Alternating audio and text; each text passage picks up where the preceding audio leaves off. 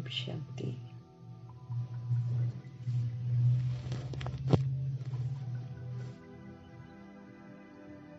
निराकार स्थिति में स्थित होकर हम आत्माएं निराकार परमपिता परमात्मा से आज की मुरली से शिक्षाएं लेंगे और प्रभु से यही विनती करेंगे कि प्रभु जैसे हम आत्माओं को समझा रहे हैं वैसे ही हम आत्माओं की बुद्धि रूपी झोली में ये ज्ञान रतन जाकर फिक्स हो जाए। कचड़ा जो है वो सारा निकले और प्रभु के ज्ञान रतन उसमें विराजमान हो जाए और हम आत्माएं सारा दिन प्रभु की शिक्षाओं के प्रमाण ही अपना पाठ बजाएं। प्रभु के कार्य में हम सब सहयोगी बने, यही विनती करते हुए विश्व की करोड़ों की आबादी के प्रति जो इस समय अनजान है, सभी के प्रति प्रभु की ये मुरली समर्पित है। हर आत्मा को जागृति आए, हर आत्मा प्रभु से जुड़े और बुराइयों से मुक्त हो जाए। इसी संकल्प से प्रभु की वाणी पढ़ते हैं।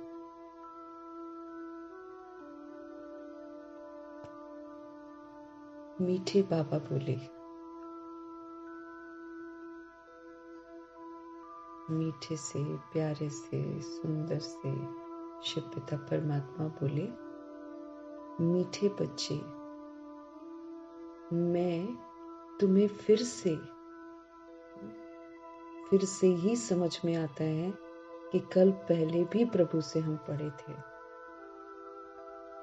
कल पहले भी हमने इसी विधि से मुरलियां पढ़ी थी, इसलिए दोबारा रिपीट कर रहे हैं। प्रभु कह रहे हैं, याद दिला रहे हैं हम आत्माओं को कि मैं तुम्हें फिर से राजयोग सिखलाकर राजाओं का राजा बनाता हूं। कहां हम प्रजा के अधीन हो गए। शरीर रूपी राजधानी, इसके हम मालिक हैं और ये जो कर्मेंद्रियां हैं ये मेरी प्रजा है।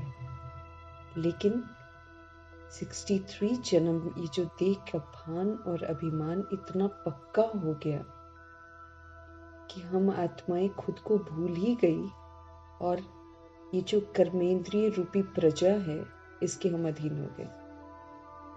ये हमसे जो भी करवा रही है हम आराम से करते हैं। अभी भी प्रभु कितनी सारी शिक्षाओं के सारी शिक्षाएं प्रभु ने दे दी है। कैसे हमें सोचना है, कैसे हमें देखना है, कैसे हमें बोलना है, कैसे हमें कर्म करना है, क्या मुझे सुनना है, क्या नहीं सुनना है। हर एक चीज की समझ प्रभु ने हम आत्माओं को दे दी है। फिर भी ये कर्मेंद्रियां इतना ज्यादा इस प्रजा के हम अधीन हो गए कि अभी भी परफेक्शन नहीं आता कि हम इन कर्मेंद्रियों को मालिक बनकर प्रयोग करें। अभी भी कहीं ना कहीं आंखें परदर्शन में ले जाती हैं, कहीं ना कहीं ये बुद्धि जो है वो परचिंतन में चली जाती है, व्यर्थ चिंतन में चली जाती है, व्यर्थ बोल बैठती है, व्यर्थ कर्म कर बैठती है। अभी भी तो हम तो बिल्कुल अधीन हो गए। अब प्रभु हम आत्माओं को राजयोग सिखा रहे हैं, क्योंकि जब तक हम शरीर समझकर प्रभु से योग लगाएंगे तब तक तो मेरा योग लगने वाला नहीं। ये तो प्रभु ने स्पष्ट कर दिया। सारी दुनिया देह के भान और अभिमान में योग कर रही है। प्रभु ने हमें समझ दी। तो राजयोग, आत्मा राजा जब तक नहीं बनेगी उसका कनेक्शन प्रभु से जुड़ेगा ही नहीं।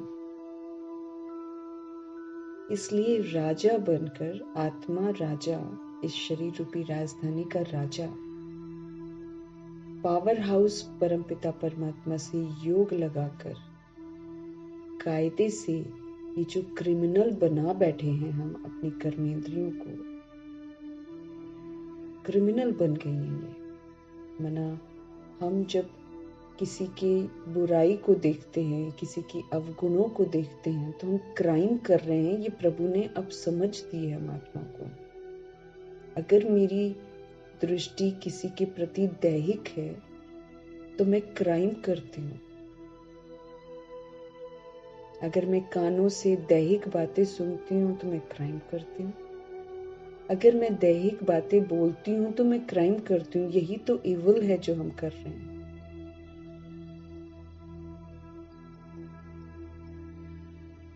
और प्रभु हमें कहते हैं आत्मा समझकर अपने स्वधर्म में स्थित होकर कि तुम हो कौन, तुम किसके हो, तुम कहाँ के रहने वाले हो, इन स्मृतियों से पुनः अपने ओरिजिनल गुणों को इमर्ज करो और ये क्राइम करना बंद करो।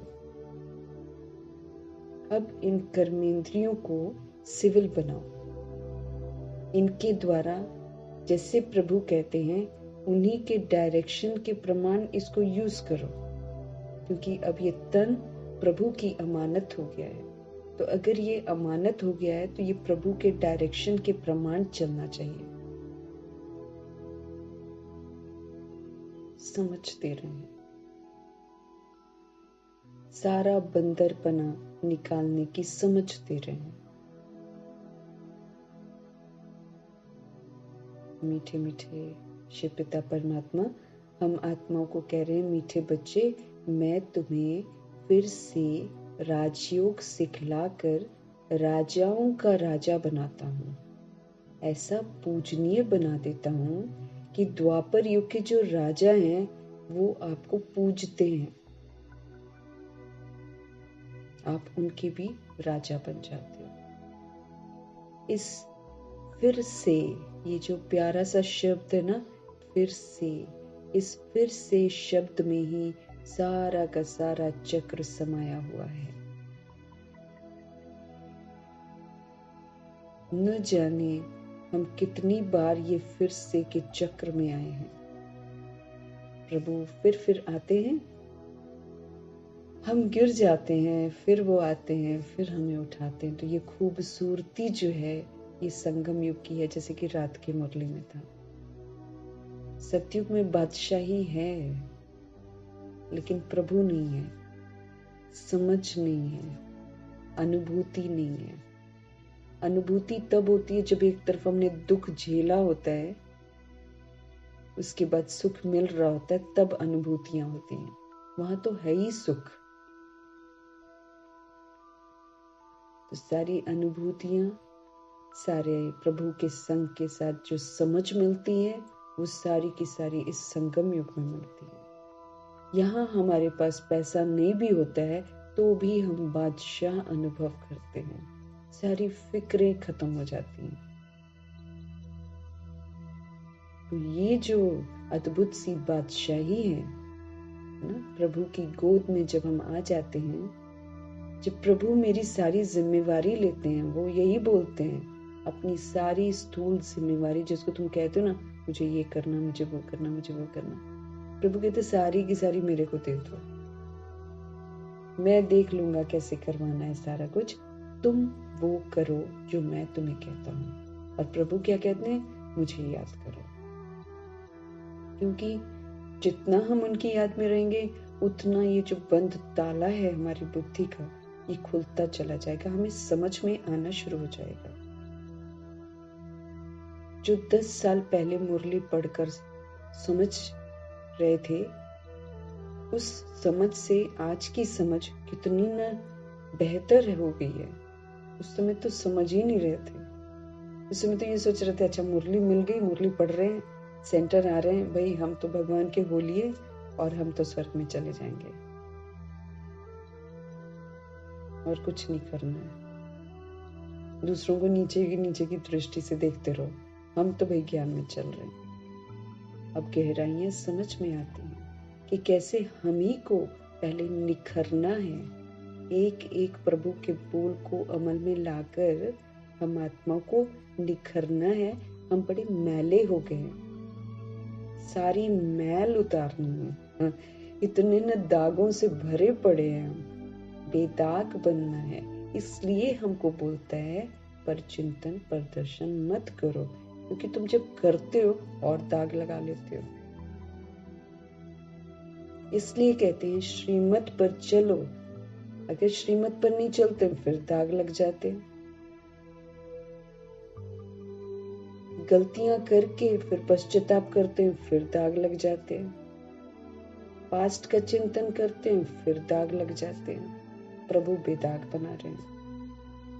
हो गया ना, प्रभु कहते जो हो गया सो हो गया। उसको सोचने से तो हम ठीक नहीं कर सकते ना। आज मैंने अगर गलत संकल्प कर लिया तो मैंने कर लिया, मैंने लिख लिया अपना वो बैड वाला संकल्प, और उसको मुझे ना उसका जो हिसाब है वो मुझे चुकता भी करना पड़ेगा। लेकिन अगर वो बैड संकल्प करके मैं सोचती ही रहूं, अरे मुझे नहीं करना चाहिए था, मुझे नहीं करना चाहिए था, मुझे पश्चाताप करूं, प्रभु कहते दाग पे दाग, दाग पे दाग, दाग। क्यों?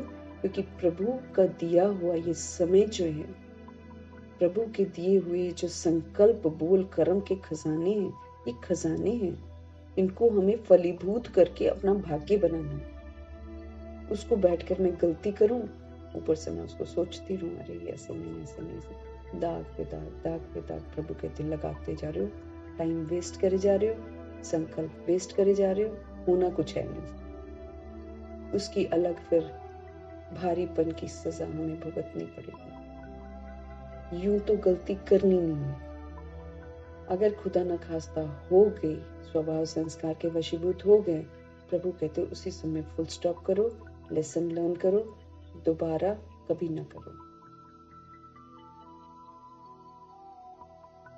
तो प्रभु कहते हैं ये जो इस फिर से ना, कि मैं तुम्हें फिर से राजयोग सिखलाकर राजाओं का राजा बनाता हूँ, ये जो फिर से शब्द है, इसी में तो सारा का सारा चक्र जो है वो समाया हुआ है। माना हम ये चक्र लगाते रहते हैं, लगाते रहते हैं, लगाते रहते हैं। हर 5000 वर्ष के बाद फिर से नया चक्र शुरू होता है। और प्रभु जब हम गिर जाते हैं, फिर से हम आत्मा को उठाते हैं, फिर से हमारी ओरिजिनलिटी को याद दिलाते हैं, फिर से हम आत्मा को समर्थ बनाते हैं। प्रभु की आज्ञा है हमेशा पावरफुल ही सोचना है, हमेशा पॉजिटिव सोचना है, कल्याणकारी सोचना है, अपने लिए भी और विश्व की सभी आत्माओं के लिए। ये प्रभु का फरमान है। कमजोर संकल्प तो हमको करने ही नहीं है, अपवित्रता है वो। कल के वरदान में प्रभु बोल रहे थे, हमसे तो होता नहीं, हम तो कर नहीं पा रहे हैं, उतना तो लग ही नहीं रहा है। बाबा सब कह रही, सारा का सारा वेस्ट थॉट तुम करते हो। प्रभु हमको कहते हैं तुम जहान के नूर हो।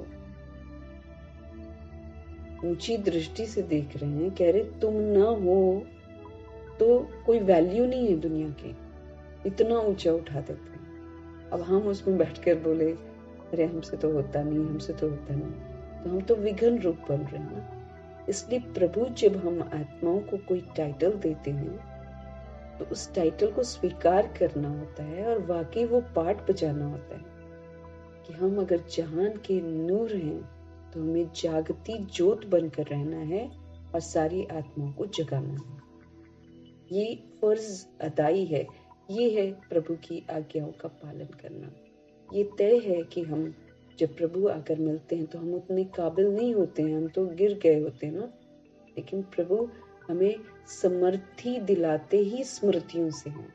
तो जो स्मृतियां वो मुझे दिलाते हैं उसको मुझे कैच करना है, उसको स्वीकार करना है, उसी प्रमाण मुझे यूज करना है। वो तय करेगा कि हम सूर्यवंशी बनेंगे कि चंद्रवंशी बनेंगे। अगर हम वीक थॉट्स क्रिएट कर रहे हैं प्रभु के कहने के बाद भी, तो फिर हम चंद्रवंशी हैं, हम नापास हैं, फिर हम प्रभु के समीप नहीं हैं। समीप तो वही आत्मा है जो प्रभु के दिए हुए स्वमानों को स्वीकार कर ले और फिर उसी प्रमाण जीना शुरू कर दे, प्रभु का मददगार बन जाए।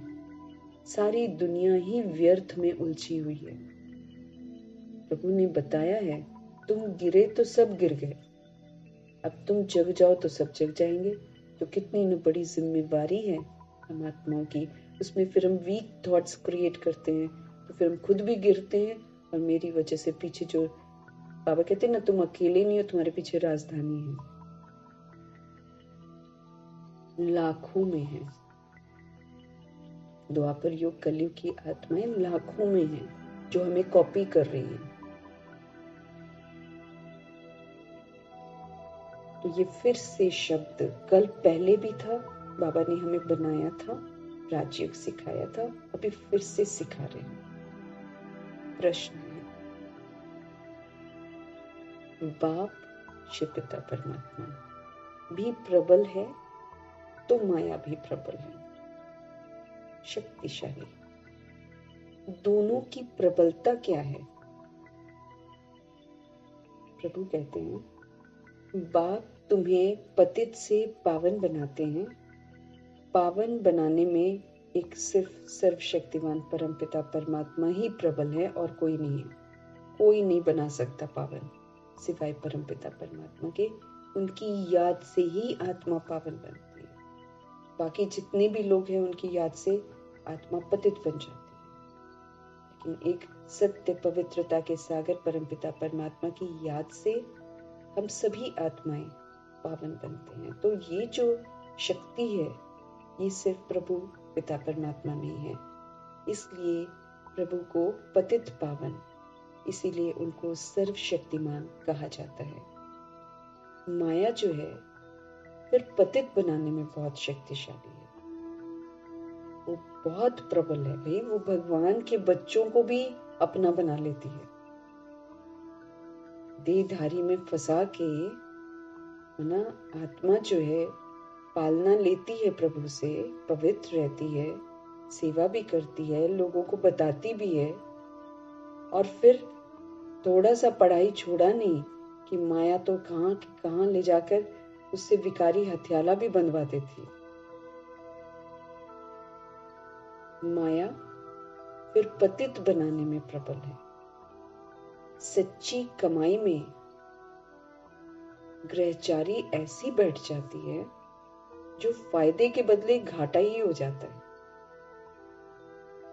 सच्ची कमाई कराते हैं प्रभु पवित्र बनाकर, लेकिन जब माया की ग्रहचारी बैठ जाती है तो वो ऐसी बैठती है जो फायदे के बदले घाटा हो जाता है। विकारों के पीछे माया जो है तवाई बना देती, काला बना देती है। इसलिए बाबा कहते हैं, बच्चे देही अभिमानी बनने का पुरुषार्थ करो। आप तो एक ज्योति बिंदु हो, आप बिंदु हो, आप सतोगुणी हो। आप देही अभिमानी बनने का पुरुषार्थ करो, अपने को देह समझना बंद करो। क्योंकि जब तक हम अपने आप को बॉडी समझेंगे तब तक खतरा ही खतरा है। कभी भी माया कहीं भी आकर्षित करवा देगी। खतरा है इस समय। इस समय सभी के शरीर जो हैं वो विकार से पैदा हुए शरीर हैं, इसलिए विकारी हैं।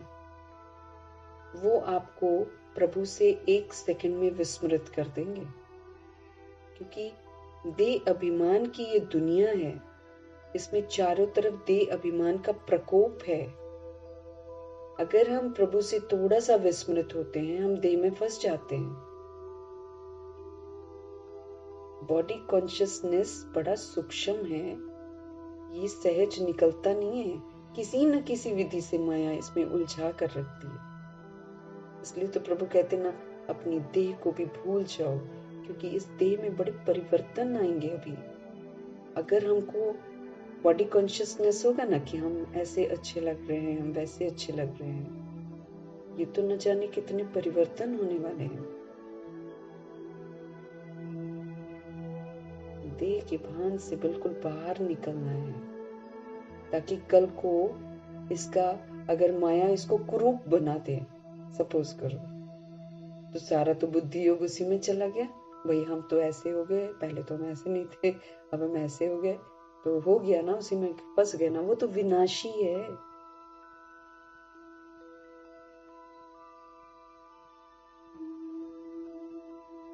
उल्टा और अच्छा है ना कि लोगों की नजरें नहीं पड़ेंगी। एक मुरली पता नहीं दोबारा रिपीट होगी कि नहीं होगी, उसमें लिखा था बाबा ने कि ये जो अभी के समय की जो खूबसूरती समझते हैं ना लोग, ये तो श्राप बन जाएगी एंड में। दे अभिमान में जो चूर है मनुष्य, जो अभी विकारी पिक्चरें देख रहे हैं, अंदर लेकर जा रहे हैं ढेर सारा विकार। गंदगी तो ओपन है ना आजकल मोबाइल में।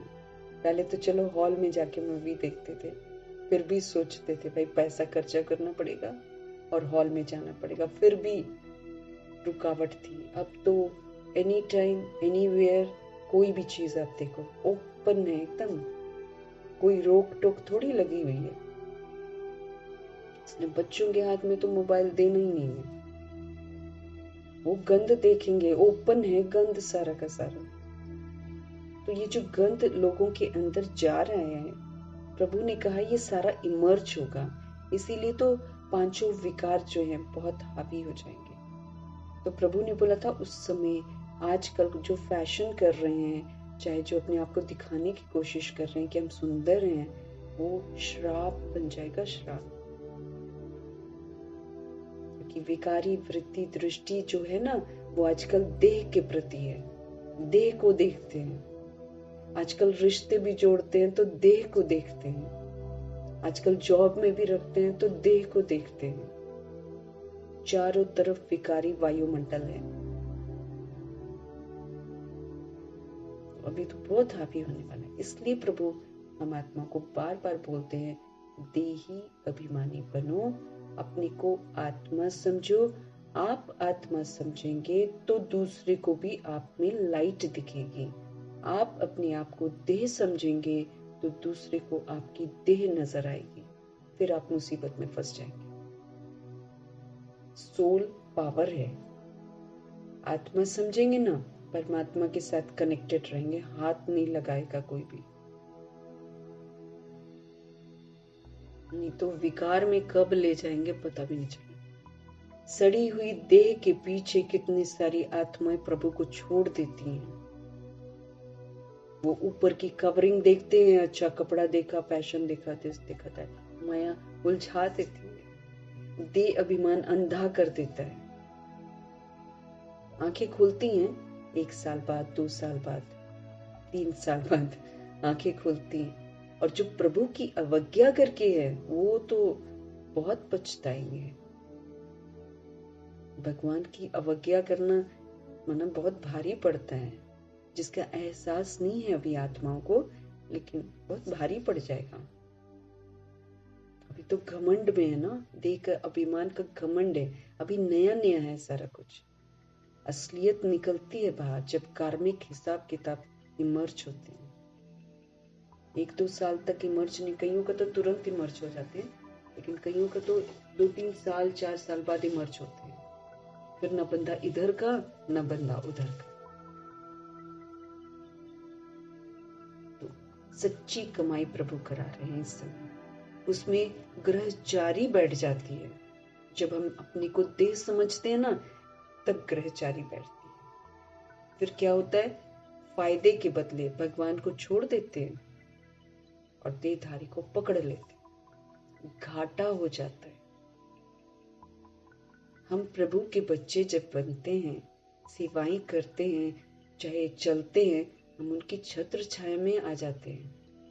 तो जब छत्र छाया में आई हुई आत्मा इस तरह का काम करती है तो सूक्ष्म वतन हिलता है।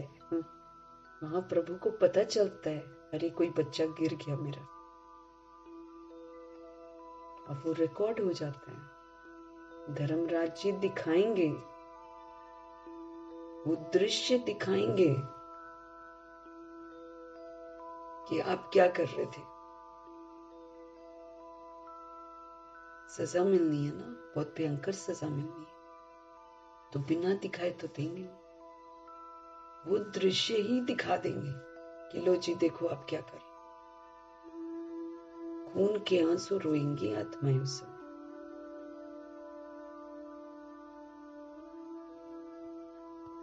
काम विकार हड्ड गोडे बाबा कहते हैं ना टूट जाते हैं, ऐसे जैसे हड्डियां टूटी होती है ना, ऐसी वाली दर्दें होंगी। आज रोग भी शरीरों को क्यों लगते हैं लोगों को? क्योंकि विकार में गए हुए हैं ना, तो वो विकार में जाने के ही तो रोग लगे थे। एक तो खुद भी विकार में गए होते हैं और उल्टा फिर दूसरी आत्माओं को भी विकारी बंधन में बांधा होता है, तो वो सारा क्या होगा, अपनी हड्डियां ही तो टूटेंगी, अपनी हड्डियां ही तो दुखेंगी। रीजन है ना। तो प्रभु समझ दे रहे हैं कि मना इस समय माया बड़ी प्रबल है। ये जो बाहरी देह, ये जो फैशन, ये जो बाहर का दिखावा, ये जो लीपा पोती, ये जो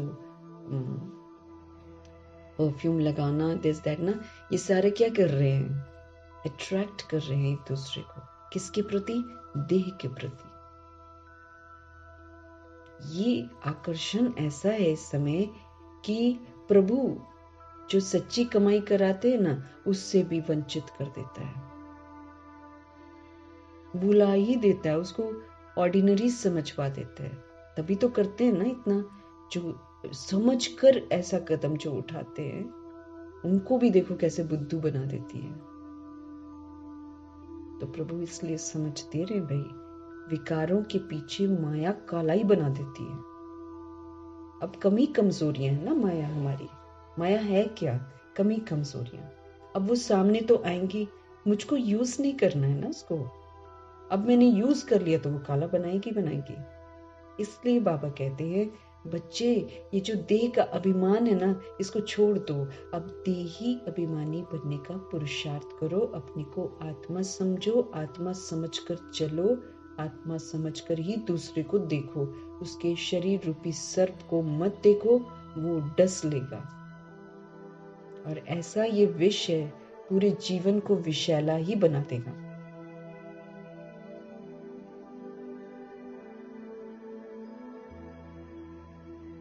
प्रभु की अवज्ञा करके बच्चे पैदा करेंगे, या तो वो होंगे टेढ़े बांके बीमारी वाले, या फिर वो होंगे बड़े प्यारे से सुंदर सा मुखौटा होएगा उनका। उसके बाद जो दुख अनुभव होएगा, मतलब परेशानियां तो झेलनी पड़ेंगी ना, क्योंकि गलत कर्मा किया है।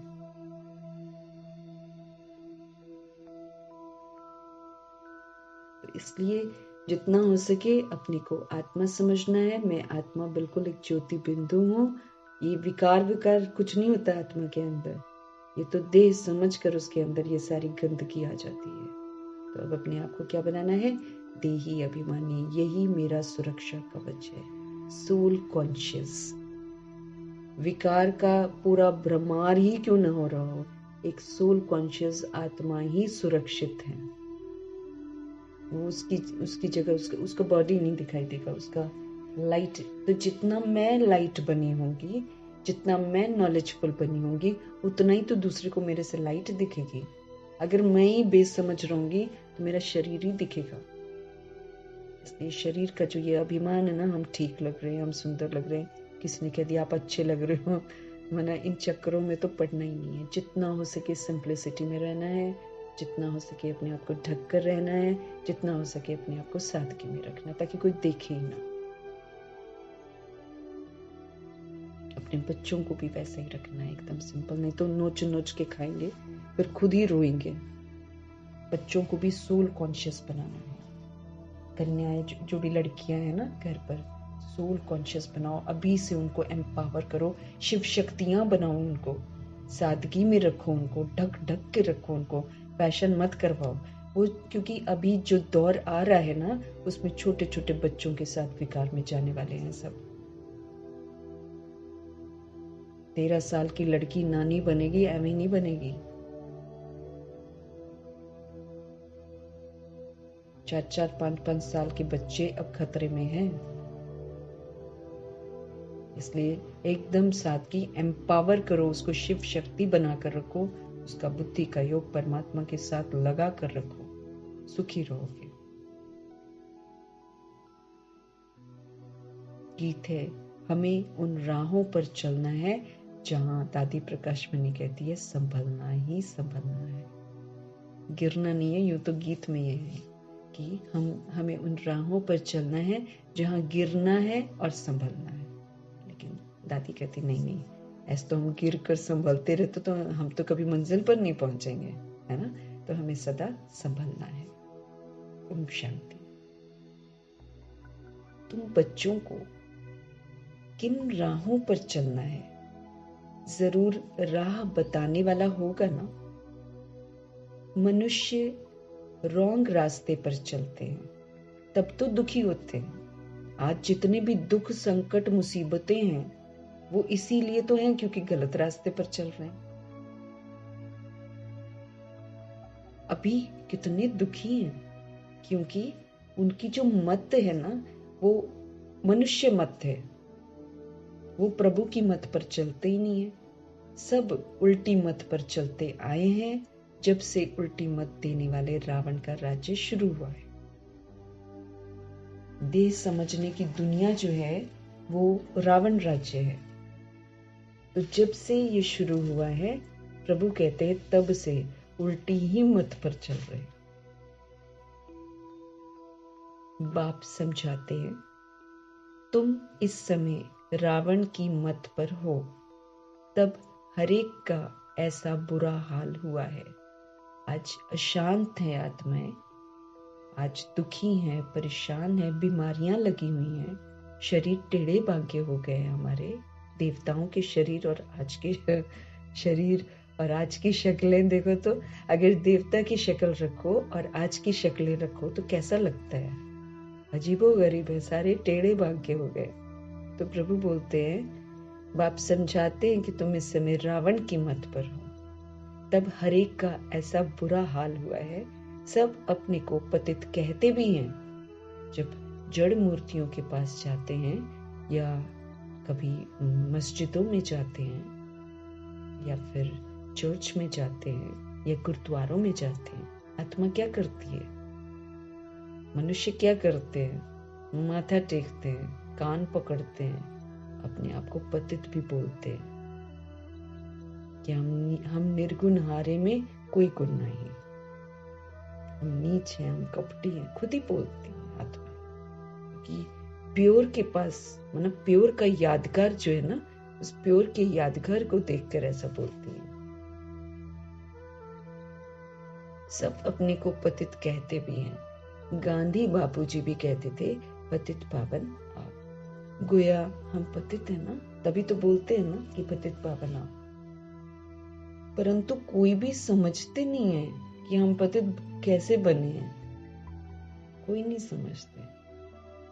चाहते हैं कि ये भारत जो है इसमें फिर से राम राज्य हो, परंतु कौन बनाएगा नहीं जानते हैं। गीता में बाप ने सब बातें समझाई हैं। शिव पिता परमात्मा ने सच्ची गीता, ये जो मुरली है, इसमें सब कुछ सत्य बताया है। परंतु गीता के भगवान का ही नाम उल्टा लगा दिया। जो आत्मा गीता सुनकर कृष्ण बनती है, उनके साथ भगवान शब्द लगा दिया। बाप समझाते हैं, तुमने क्या कर दिया। क्राइस्ट की बाइबल में पोप का नाम डाल दें तो कितना ना नुकसान हो जाए, है ना। वो जो जीसस हैं, क्राइस्ट हैं, उनकी जगह अगर पोप डालते तो फिर बाबा कहते कितना ना नुकसान हो जाए। हालांकि पोप बना हुआ है ना, जीसस क्राइस्ट की जो आत्मा है वो अभी पोप के रोल में है। बाबा ने बोला कौन सा पोप, तो बड़े सारे बन गए आजकल, लेकिन उसमें कौन सा है जो मधुबन किया है और उसने प्रभु से दृष्टि ली है, वो जीसस क्राइस्ट है। लेकिन बाबा कहे अगर बाइबल में क्राइस्ट की जगह पोप लगाते तो फिर गड़बड़ हो जाएगी ना। पोप तो फिर एंड वाला जन्म हो गया ना, पतित वाला जन्म हो गया। ये भी ट्रॉमा है। बाप बड़े से बड़ी भूल समझाते हैं। ये आदि मध्य अंत का ज्ञान जो है ना, ये गीता में है, सत्य परमात्मा का ज्ञान। बाप समझाते हैं, मैं तुमको फिर से राजाओं का राजा बनाता हूँ। तुमने 84 जन्म कैसे लिए ये तुम नहीं जानते हो, हम आपको बताते हैं, क्योंकि बाबा पुनर्जन्म में नहीं आते हैं। बाकी सारी दुनिया आती है तो कौन हमको सत्य बताएगा, सब तो झूठ बताते हैं।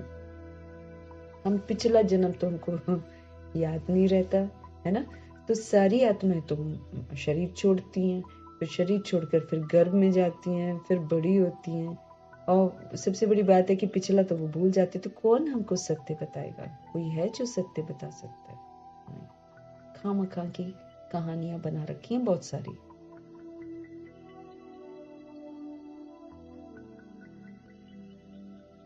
ये कोई भी शास्त्र में नहीं है।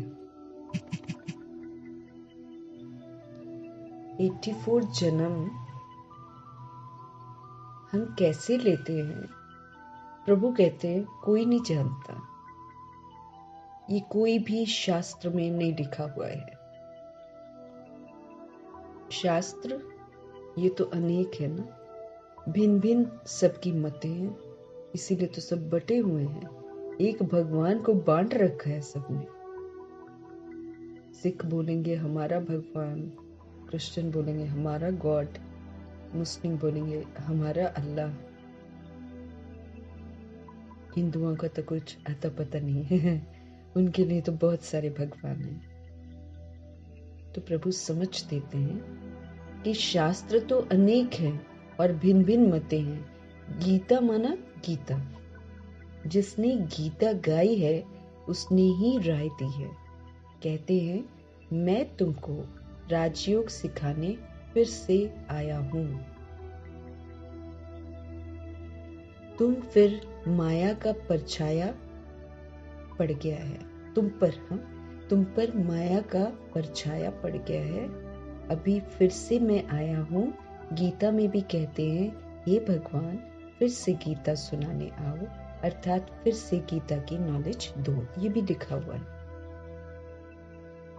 गीता में ही। ये बात है कि आसुरी सृष्टि का विनाश और दैवी सृष्टि की स्थापना फिर से होती है।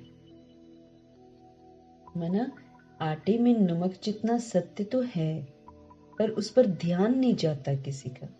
उसमें लिखा हुआ है कि आसुरी सृष्टि का विनाश और दैवी सृष्टि की स्थापना फिर से होती है।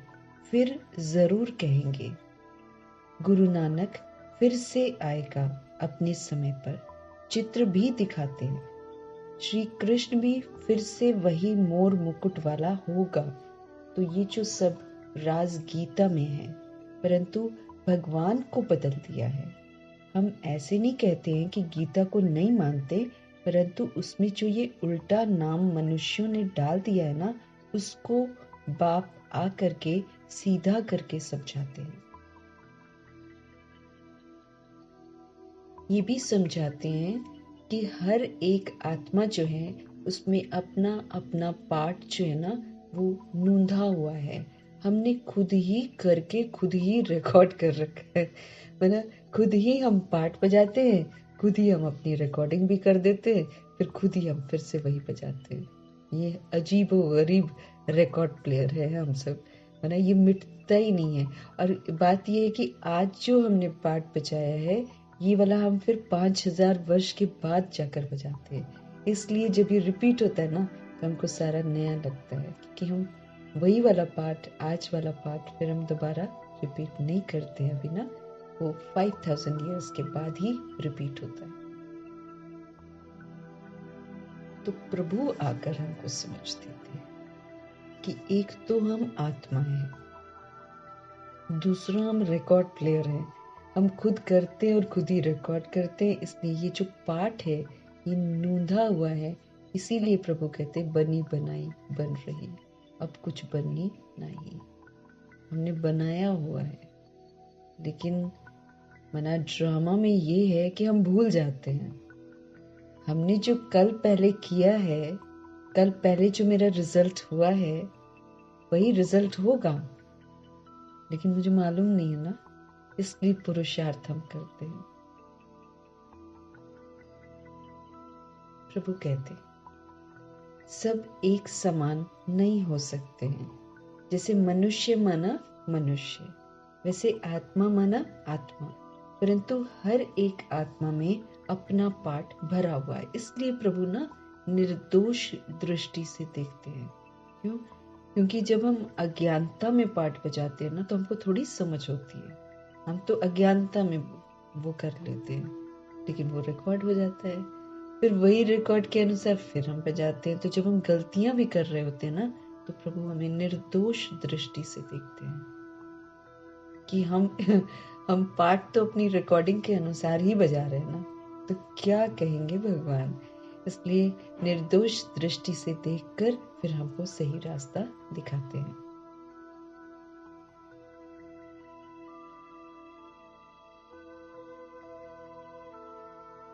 आत्मा माना आत्मा, परंतु हर एक आत्मा में अपना पार्ट भरा हुआ है।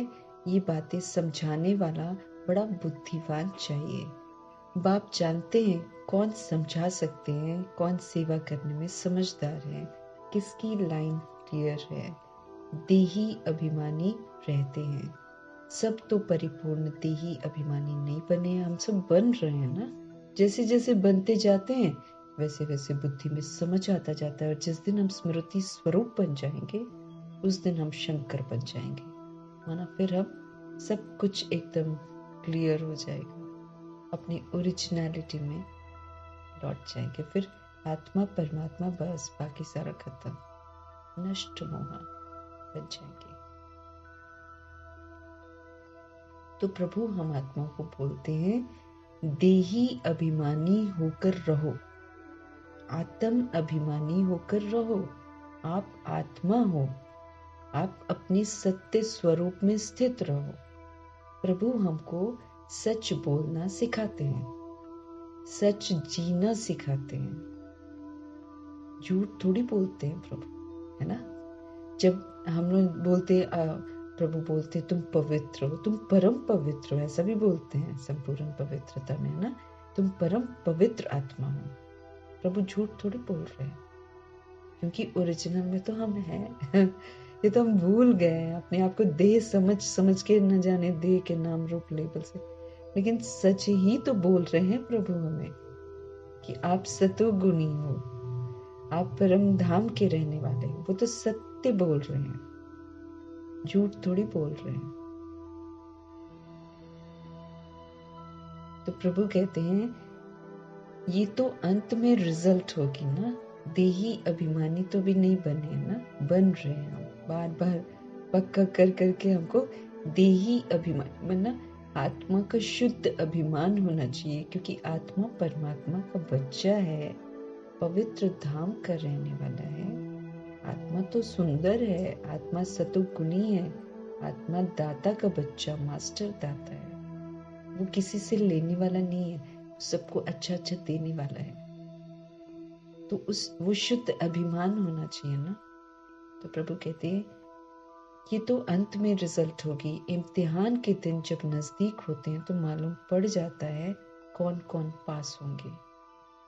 टीचर्स भी समझ सकते हैं और बच्चे भी समझते हैं कि ये सबसे तीखा है।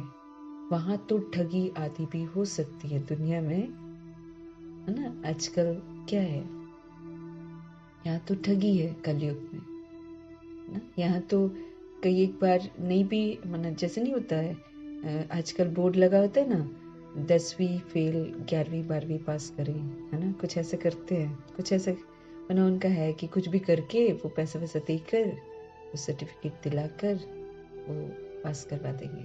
तो प्रभु कहते ठगी चलती है ना यहाँ पर, ठगी आदि भी हो सकती है।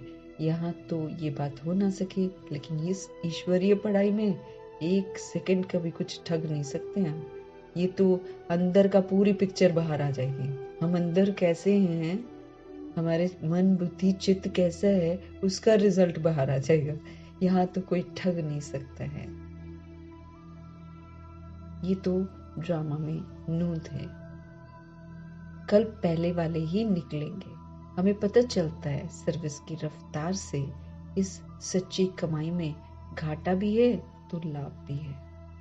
गृहचारी आदि आती है, चलते चलते टांग टूट पड़ती है। गंधर्वी विवाह करने के बाद फिर माया एकदम तबाही बना देती है। गंधर्वी विवाह, प्रभु कहते हैं गंधर्वी विवाह करने के बाद फिर माया एकदम तबाही बना देती है।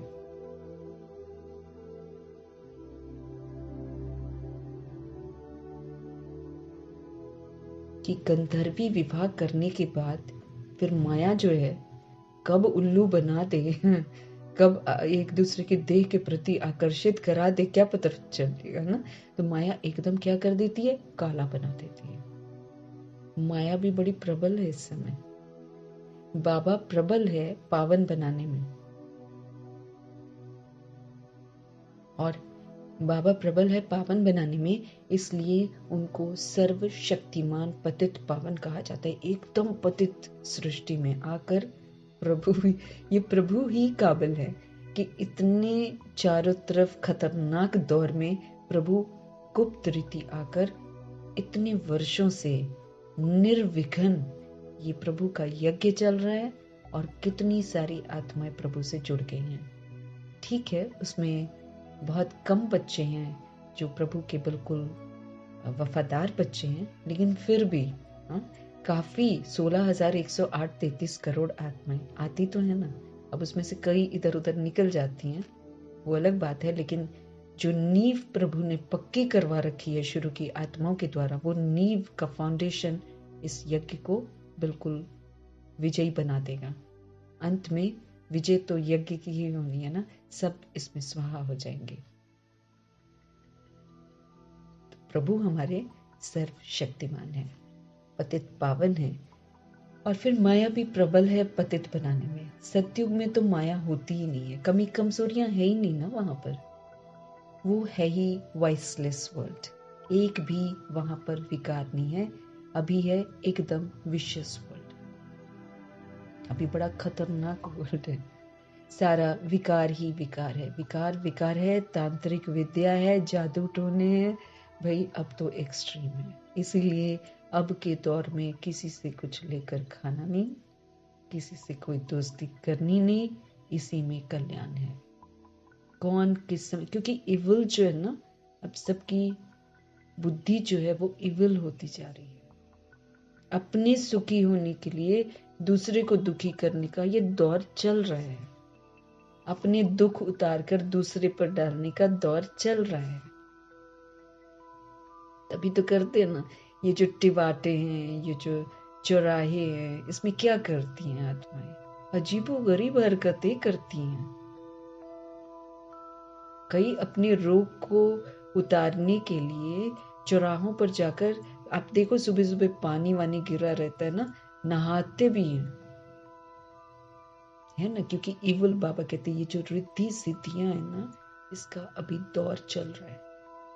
आत्माएं अपने बारे में सोचती हैं, दूसरे का खराब हो जाए ऐसा सोचती हैं। तो ये जो दौर है इसमें बहुत बहुत हमको सावधान, ऐਵੇਂ नहीं बाबा ने हमको बोला है, आप विकारियों के हाथ का खा नहीं सकते हो।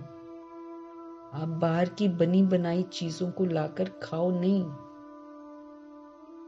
आज हर दुकान वाला चाहता है ना मेरी दुकान का माल ज्यादा बिके। आप देखो बहुत सारी दुकानें ना पानी के छिट्टे डालते हैं वो दुकानों के सामने, सुबह सुबह कोई पानी डालेगा, कोई कुछ करेगा, कोई मिर्चियां टांगेगा, कोई नींबू टांगेगा, कुछ ना कुछ तो करते हैं ना, मेरी दुकान चले उसकी ना चले। तो ये कलयुग का अंतिम दौर ऐसा चल रहा है, इसमें बड़ा सुरक्षित रहना है। इसलिए प्रभु हम आत्माओं को समझ देते हैं, बाहर की बनी बनाई चीजें नहीं खानी, पैकेट वाली कोई चीज ऐसी मत लो जिसे निकाल कर खाने वाली हो। आप खुद खरीद कर खुद बनाओ बाबा की याद में, वो भी कोई प्योर नहीं है। जैसे जो हम अनाज भी लाते हैं, रॉ लाते हैं, प्योर नहीं है, लेकिन उसको प्रभु की याद में बनाकर हम प्योर करते हैं भोग लगाकर, वरना तो हम असुरक्षित है। हर चीज इस समय तमो प्रधान है, लेकिन जो बनी बनाई है वो तो बिल्कुल ही दूषित है। उसको नहीं लेना है, उसको नहीं खाना है। भगवान ने आज नहीं, जब भगवान आए हैं शुरू में, तब से नियम मर्यादाएं जो बनाई हुई हैं वो तब की बनी हुई मर्यादाएं। तब प्रभु ने बोला था खतरा है। अब तो स्पष्ट हो रहा है कि हाँ वाकई खतरा है। ये विशियस वर्ल्ड हो गया है। आत्माएं बिल्कुल अपने आप को भूल गई हैं, उल्टे मार्ग पर चल रही हैं, गिर गई हैं। तो सचेत रहना है ना। हम प्योर रहकर उनको प्योर बनाएंगे, न कि उनकी बनाई हुई चीजों को खा के हम भी इम्प्योर बन जाए। ये विशियस वर्ल्ड है, आप किसी पर यकीन नहीं कर सकते। और लॉ कहाँ बनता है? बीकेस बनाते हैं ये लॉ।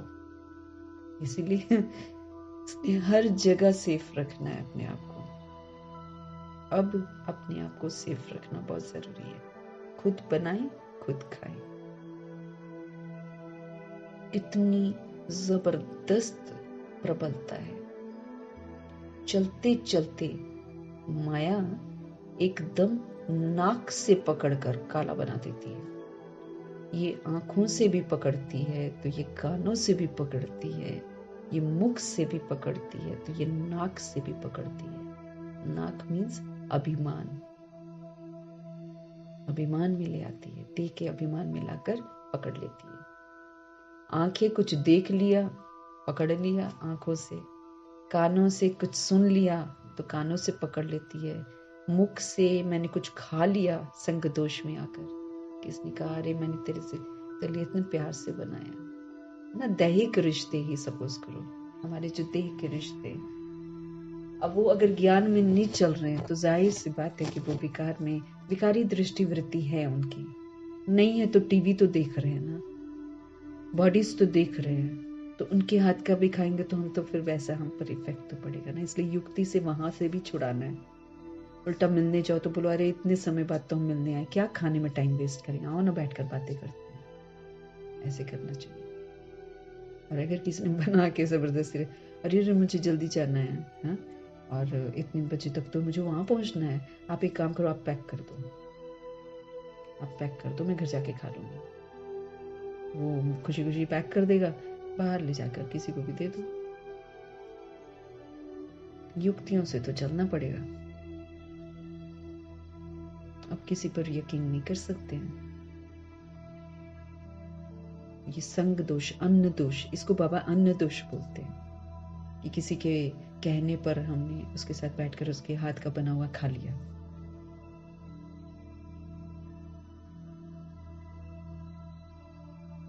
प्रभु कहते हैं चलते चलते माया एकदम नाक से पकड़कर काला बना देती है, फारकती दिला देती है, प्रभु को धोखा दिला देती है। इतनी प्रबल है। कोई किसी को भगवान से विस्मृत करते,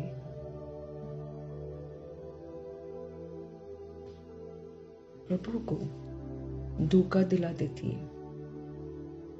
इतनी प्रबल है इस समय वो। बल सर्वशक्तिमान परमपिता परमात्मा को कहते हैं, परंतु माया भी कोई कम नहीं है। रस्साकशी का खेल चल रहा है भाई। प्रभु अपना बना रहे हैं, सही रास्ते पर चला रहे हैं। रस्साकशी के खेल में माया कब खींच लेती है अपनी तरफ पता ही नहीं चलता। इसलिए माया भी कम नहीं है। आधा कल्प उनका राज्य चलता है ना, ऐसे कैसे छोड़ देगी अपने ग्राहकों को। ये कोई थोड़ी जानते हैं। दिन और रात आधा आधा होता है ना, तो ब्रह्मा का दिन, ब्रह्मा की रात, फिर भी सत्यों को लाखों वर्ष, कलयुग को कितने वर्ष दे देते हैं अपनी मन बुद्धि से। हाँ, और दुनिया वही समझती रहती है। यहाँ तो 10-20 साल पहले क्या था और 10-20 साल में तो ये हाल हो गया। 10-20 साल पहले जो भीड़ थी उससे कितनी ज्यादा भीड़ अब बढ़ गई है। अत्याचार कितना बढ़ गया है। अगर लाखों हो तो फिर कहाँ जाएंगे। लेकिन फिर भी अपनी मन घड़ंत कहानियां बना रखी हैं। उसमें भी वो ये नहीं समझते हैं कि क्या हम लाखों वर्ष जिएंगे। तुम कह दो कि कलयुग इतना वर्ष चलेगा तो तुम क्या उतने वर्ष जियोगे? ये बुद्धि काम नहीं करती। फिर भी सत्यु को लाखों वर्ष, कलयुग को कितने वर्ष दे देते हैं। अभी बाप समझाते हैं तो समझ में आता है, अब जाकर हमारी बुद्धि भी खुलती है। नहीं तो हम भी तो जो दुनिया कह रही थी हम भी तो वही सुन रहे थे। कहाँ दस्तक होती थी कि ये क्यों, ये कैसे। अभी बाप समझाते हैं तो समझ में आता है, ये तो बिल्कुल राइट है, ये जो प्रभु कह रहे हैं वो राइट है। बाप बैठकर पढ़ाते हैं, कलयुग में मनुष्य थोड़ी गीता का राजयोग सिखाए हुए राजाओं का राजा बनाएंगे। ऐसे तो कोई है नहीं जिसकी बुद्धि में हो कि हम राजयोग सीखकर राजाओं का राजा बनेंगे। वो गीता पाठशालाएं तो अनेक हैं, परंतु कोई राजयोग सीख राजाओं का राजा व रानी बन नहीं सकते। प्रभु कह रहे हैं कि वो गीता पाठशालाएं दुनिया में तो बहुत सारी हैं जहां पर गीता सुनाते हैं, लेकिन वो गीता सुनकर कोई राजयोग सीख सकता नहीं, राजाओं का राजा कोई बन नहीं सकता। कोई भी एम ऑब्जेक्ट राजाई पाने का नहीं है। यहाँ तो कहते हो हम बेहद के पाप से भविष्य सुख की राजाई पाने के लिए हम पढ़ते हैं। पहले पहले तो अल्फ पर समझाना, प्रभु पर समझाना। भाई प्रभु है कौन? गीता पर ही तो सारा मदार है। मनुष्यों को कैसे पता पड़े कि ये जो सृष्टि चक्र है ये कैसे फिरता है, हम कहाँ से आए हैं, हमको कहाँ जाना है, कौन समझाए, कैसे पता चले सबको। कौन देश से आया, कौन देश है जाना। गीत भी है, सिर्फ तोते मुआफिक गाते रहते हैं, समझते कुछ भी नहीं है, तोते की तरह खाली रटते। बुद्धि जो आत्मा में है वो नहीं जानती है कि हम जिसके हैं, जिसको हे परमपिता परमात्मा कहते हैं, वो कौन है। बोलते हैं ना, जानते नहीं हैं। उनको न देख सकते हैं न जान सकते हैं। आत्मा का तो फर्ज है ना बाप को जानना और देखना। अगर हम आत्मा हैं तो हमारा तो फर्ज है कि हम अपने बाप को जाने कि भाई मेरा बाप कौन है, उनको अनुभव करना। मैं आत्मा भी तो दिखाई नहीं देती, शरीर दिखाई दे रहा है ना, मैं सोल तो दिखाई नहीं देती ना। यहाँ से हम समझ सकते हैं जैसे मैं आत्मा दिखाई नहीं देती ऐसे हमारे परमपिता परमात्मा भी दिखाई नहीं देते, लेकिन अस्तित्व तो है ना। मैं आत्मा बिना शरीर के बोल नहीं पाती, इसलिए परमपिता परमात्मा को भी शरीर का आधार लेना पड़ता है। हर बात को हमें तो समझना है ना, आत्मा को तो जानना है भाई उसका बाप है कौन। अभी तुम समझ गए हो कि हम सोल्स हैं, परमपिता परमात्मा निराकार बाप हमको पढ़ाते हैं। बुद्धि कहती है बाप आकर के पढ़ाते हैं, प्रभु पढ़ाते। भाई मनुष्य थोड़ी पढ़ा सकता है, ऐसी पढ़ाई पढ़ा सकता है। इतनी खूबसूरत पढ़ाई है साकार मुरली, और गजब की पढ़ाई है अव्यक्त मुरली। कितने अच्छे से वो हमसे बातें करता है, कल उठे हुए प्रश्नों का कितना अच्छा जवाब देता है। That means he is talking to me ना। जो भी हमारे मन में प्रश्न उठते हैं, हम जब उन्हें पूछते हैं या यूं ही दिमाग में उठते हैं, जवाब देता है।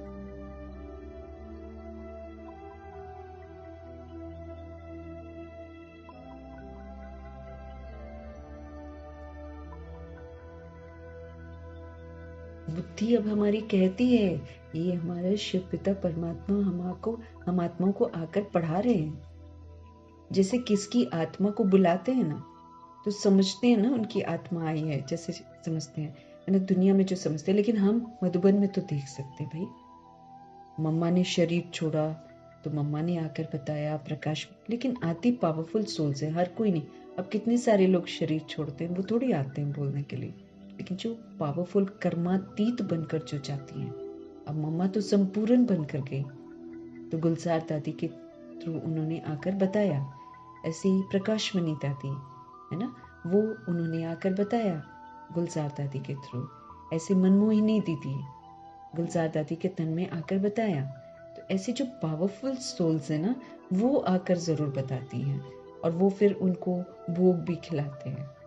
वो तो वो आ सकती है, वो पावरफुल सोल्स हैं। बाबा मेरे मन में भी प्रश्न उठा था कि वो एक शरीर में है तो फिर कैसे आ जाती होगी, पता नहीं कैसे। ये तो मैंने देखा कि वो प्रकाशमणि दादी लग रही थी एकदम, वो गुलजार दादी नहीं लग रही थी, प्रकाशमणि दादी ही लग रही थी।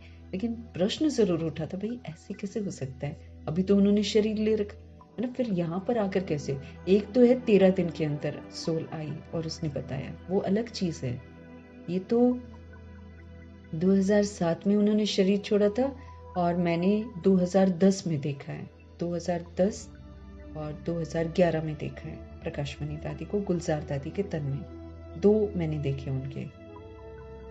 तो उन दिनों वो ना अभी अभी छोड़ा था ना शरीर, तो बच्चों को बड़ा उनसे अटैचमेंट था ना, क्योंकि बहुत प्यार करती थी सबको, इसलिए मना उनका आना हो रहा था। लेकिन जब वो यज्ञ का देख रही थी ना कि गड़बड़ी चल रही है यज्ञ में, खा पी रहे हैं, मौजें कर रहे हैं, तो उन्होंने 1-2 बार आकर समझाया है कि क्योंकि जब वो व्यक्त में थी तब उनको दिखाई नहीं दे रहा था सब कुछ कि कैसे लोग करते, क्योंकि उनके सामने सारे लोग अच्छे बन जाते थे।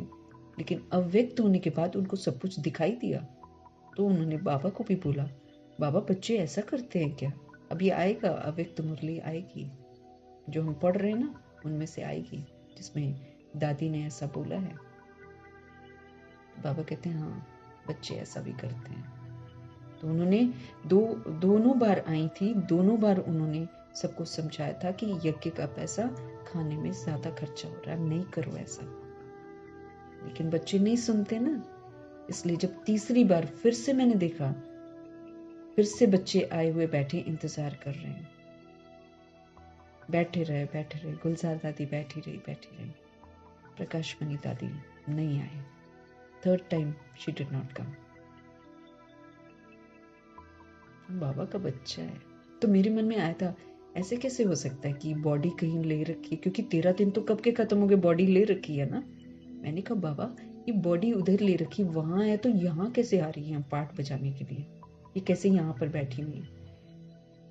जादूगर बाबा तो है, प्यारा सा बाबा तो है, मुरली में पढ़वा दिया, अव्यक्त मुरली में, कि जो कर्मातीत बनकर आत्मा चाहती है वो आत्मा एक समय में 4-5 जगह पाठ बजा सकती है,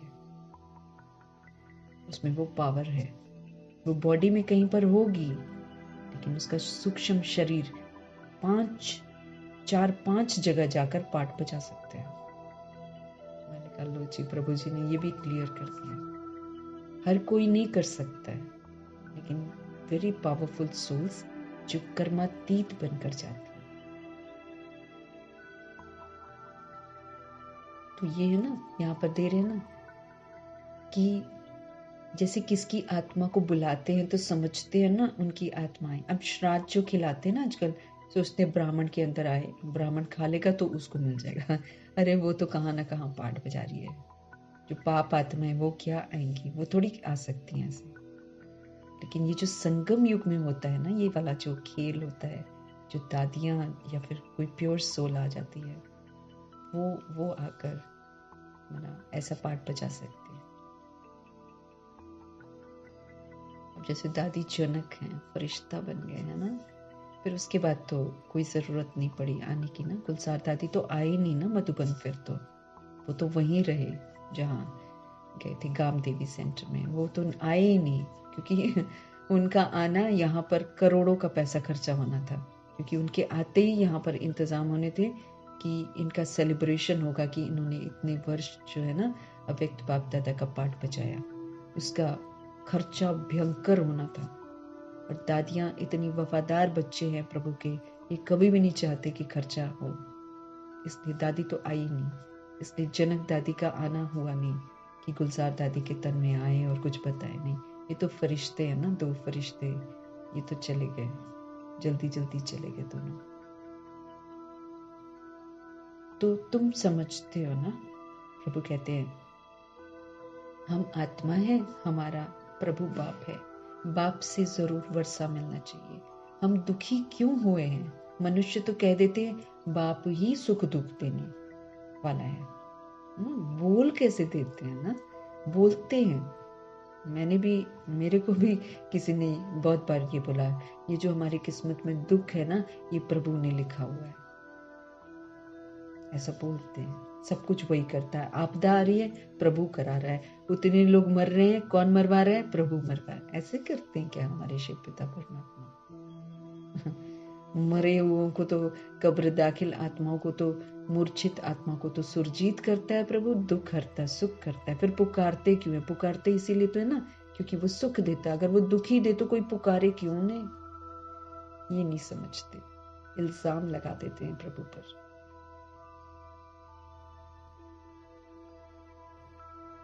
मनुष्य तो कह देते हैं कि बाप ही सुख दुख देने वाला है। भगवान को गाली भी देते रहते हैं। गंदे से हो गए हैं सारे। भगवान को गाली देते रहते हैं। वो है आसुरी संतान जो प्रभु को गाली देते हैं। अपनी किस्मत खराब है, गाली प्रभु को दे देंगे। भाई तुमने कर्मा बैड किए ना, प्रभु ने थोड़ी तुम्हारे कर्म किस्मत। प्रभु ऐसा होएगा किसी की किस्मत अच्छी किसी की किस्मत बुरी लिख देगा? ऐसा थोड़ी करता है। तो भगवान को भी गाली देते रहते हैं। वो है आसुरी संतान। जैसे कल पहले कहा है ना, वैसे ही कहते हैं, तुम अभी प्रैक्टिकल में ईश्वरीय संतान बने हो। अब देखो भगवान ने हम आत्माओं को कितने अच्छे से समझ दी हुई है।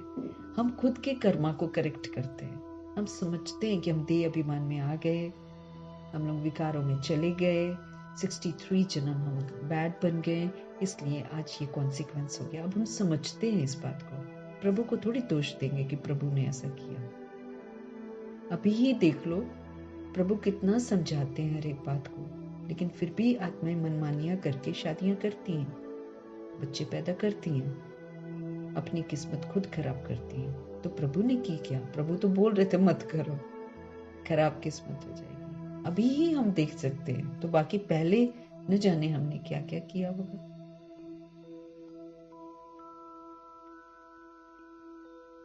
प्रभु कहते हैं, जैसे कल पहले कहा है ना, वैसे कहते हैं, तुम अभी प्रैक्टिकल में ईश्वरीय संतान बने हो। अभी हम प्रभु के बच्चे बने हैं।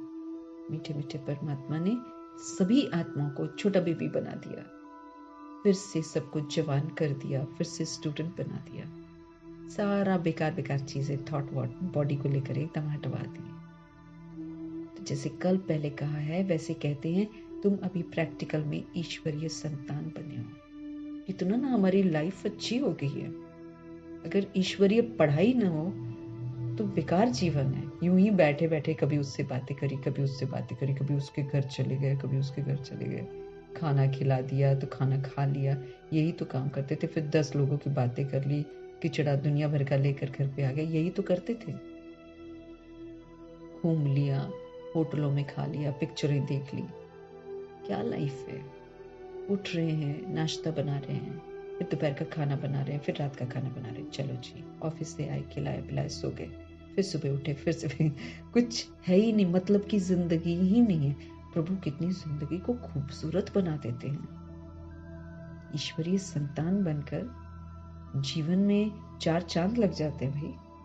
अब लगता है कि हाँ कुछ जी रहे हैं। और अगर हम प्रभु की श्रीमत पर पूरा चल पड़े तो धन्य हो जाए ये जीवन, धन्य हो जाए। न जाने कितनों के हम काम आ जाए अगर हम पूरा का पूरा श्रीमत पर चलेंगे। आगे तुम आसुरी औलाद थे, हम भी आसुरी थे।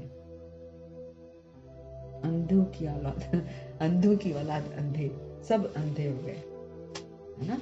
अंधा ही तो है, विकार में खुद भी जा रहे हैं, कर्म भी कूट रहे हैं। हाँ, शादियां करके कर्म भी कूटते हैं, रोते हैं, पीटते हैं, फिर उसके बाद इंतजाम करते हैं, चल जी अब बच्चों को भी ऐसे ही बना देते हैं। मत मारी जाती है ना, खुद परेशान भी होते हैं अपनी जिंदगी से।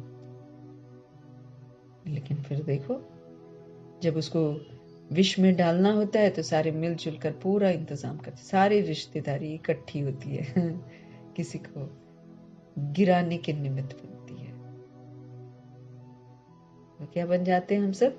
आसुरी औलाद, असुरों की औलाद असुर कौन होते हैं? जो विकार में जाते हैं, जो देह अभिमान में जीते हैं, वो असुर हैं। अब बाप कहते हैं निरंतर मुझे याद करो, है ना। उस दिन बोला था ना बाबा ने, आज से, कैसे बोला? आज से निरंतर योगी बनो। आज से युद्ध करना बंद करो। आज से क्यों, क्या, कैसे, वैसे सारे प्रश्न बंद करो। तो क्या कह रहे हैं? निरंतर मुझे याद करो। किसको भी ये 2 अक्षर समझाना बहुत सहज है। तुम भगवान के बच्चे हो। भगवान ने स्वर्ग रचा, अब नरक बन गया है। फिर से स्वर्ग बाप ही तो रचेंगे, और कौन रचेगा? बाप हमको राजयोग सिखला रहे हैं, स्वर्ग की स्थापना कर रहे हैं। अच्छा, शिव को नहीं जानते हो, प्रजापिता ब्रह्मा को भी रचने वाला वो बाप है, तो जरूर बाप ब्रह्मा द्वारा ही तो सिखाएंगे। ब्रह्मा की रचना भी तो प्रभु ने करी है। ब्रह्मा कोई एग्जिस्ट थोड़ी कर रहा था। नाम बदल दिया। दादा लेखराज से वो मर गए।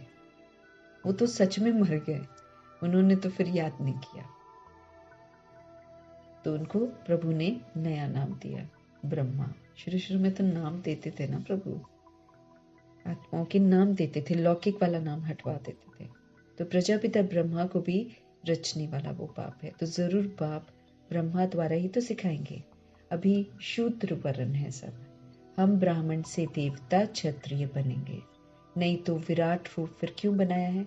चित्र ठीक है, परंतु समझ नहीं सकते ना, तो ये तो प्रभु आकर समझाते हैं। शूद्रों को ब्राह्मण फिर कौन बनाएगा? हम सब अछूत बन जाते, गंदे गंदे बैड बन जाते हैं। तो प्रभु शूद्रों को ब्राह्मण बनाते हैं। हम आत्माओं से पवित्रता की प्रतिज्ञा करवाते हैं और फिर अपना बच्चा बनाते हैं। फिर टाइटल क्या देते हैं? ब्रह्मा कुमार, ब्रह्मा कुमारी। वो शादी वादी वाला सब कैंसल। अब क्या बन गए? कुमार और कुमारी। ब्रह्मचर्य में रहकर पूरी पढ़ाई पढ़नी है, और पढ़ाई जब पूरी हो जाएगी तो इस दुनिया को छोड़ के चले जाना है। इसलिए इस दुनिया का हमें कोई विस्तार नहीं करना है।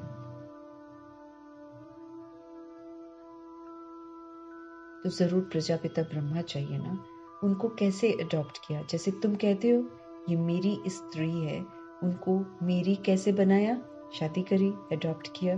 बाप कहते हैं मुझे भी माता पिता कहते हो, मैं बाप तो हूँ, मेरी कहाँ से लाऊं फिर? तो इनमें प्रवेश कर इनका नाम फिर मैं ब्रह्मा रखता हूँ। देखो इसमें माँ शब्द भी आ जाता है। स्त्री अडॉप्ट की जाती है ना, तो जैसे लौकिक शरीर का जो बाप है वो स्त्री को अडॉप्ट कर कुख वंशावली रचते हैं, वो तो विकार से बच्चे पैदा करते हैं। बाबा ने फिर इनमें प्रवेश कर इनको अडॉप्ट कर इनके द्वारा मुख वंशावली हम आत्माओं को बनाया। तो हम सब कौन है? मुख वंशावली, ब्रह्मा मुख वंशावली। हम आत्माओं का नाम क्या है? ब्रह्मा मुख वंशावली आत्माएं। तुम कहते हो हम ब्राह्मण ब्राह्मणियां हैं, तो जरूर इनका ही नाम ब्रह्मा है ना। ब्रह्मा किसका बच्चा? शिव बाबा का।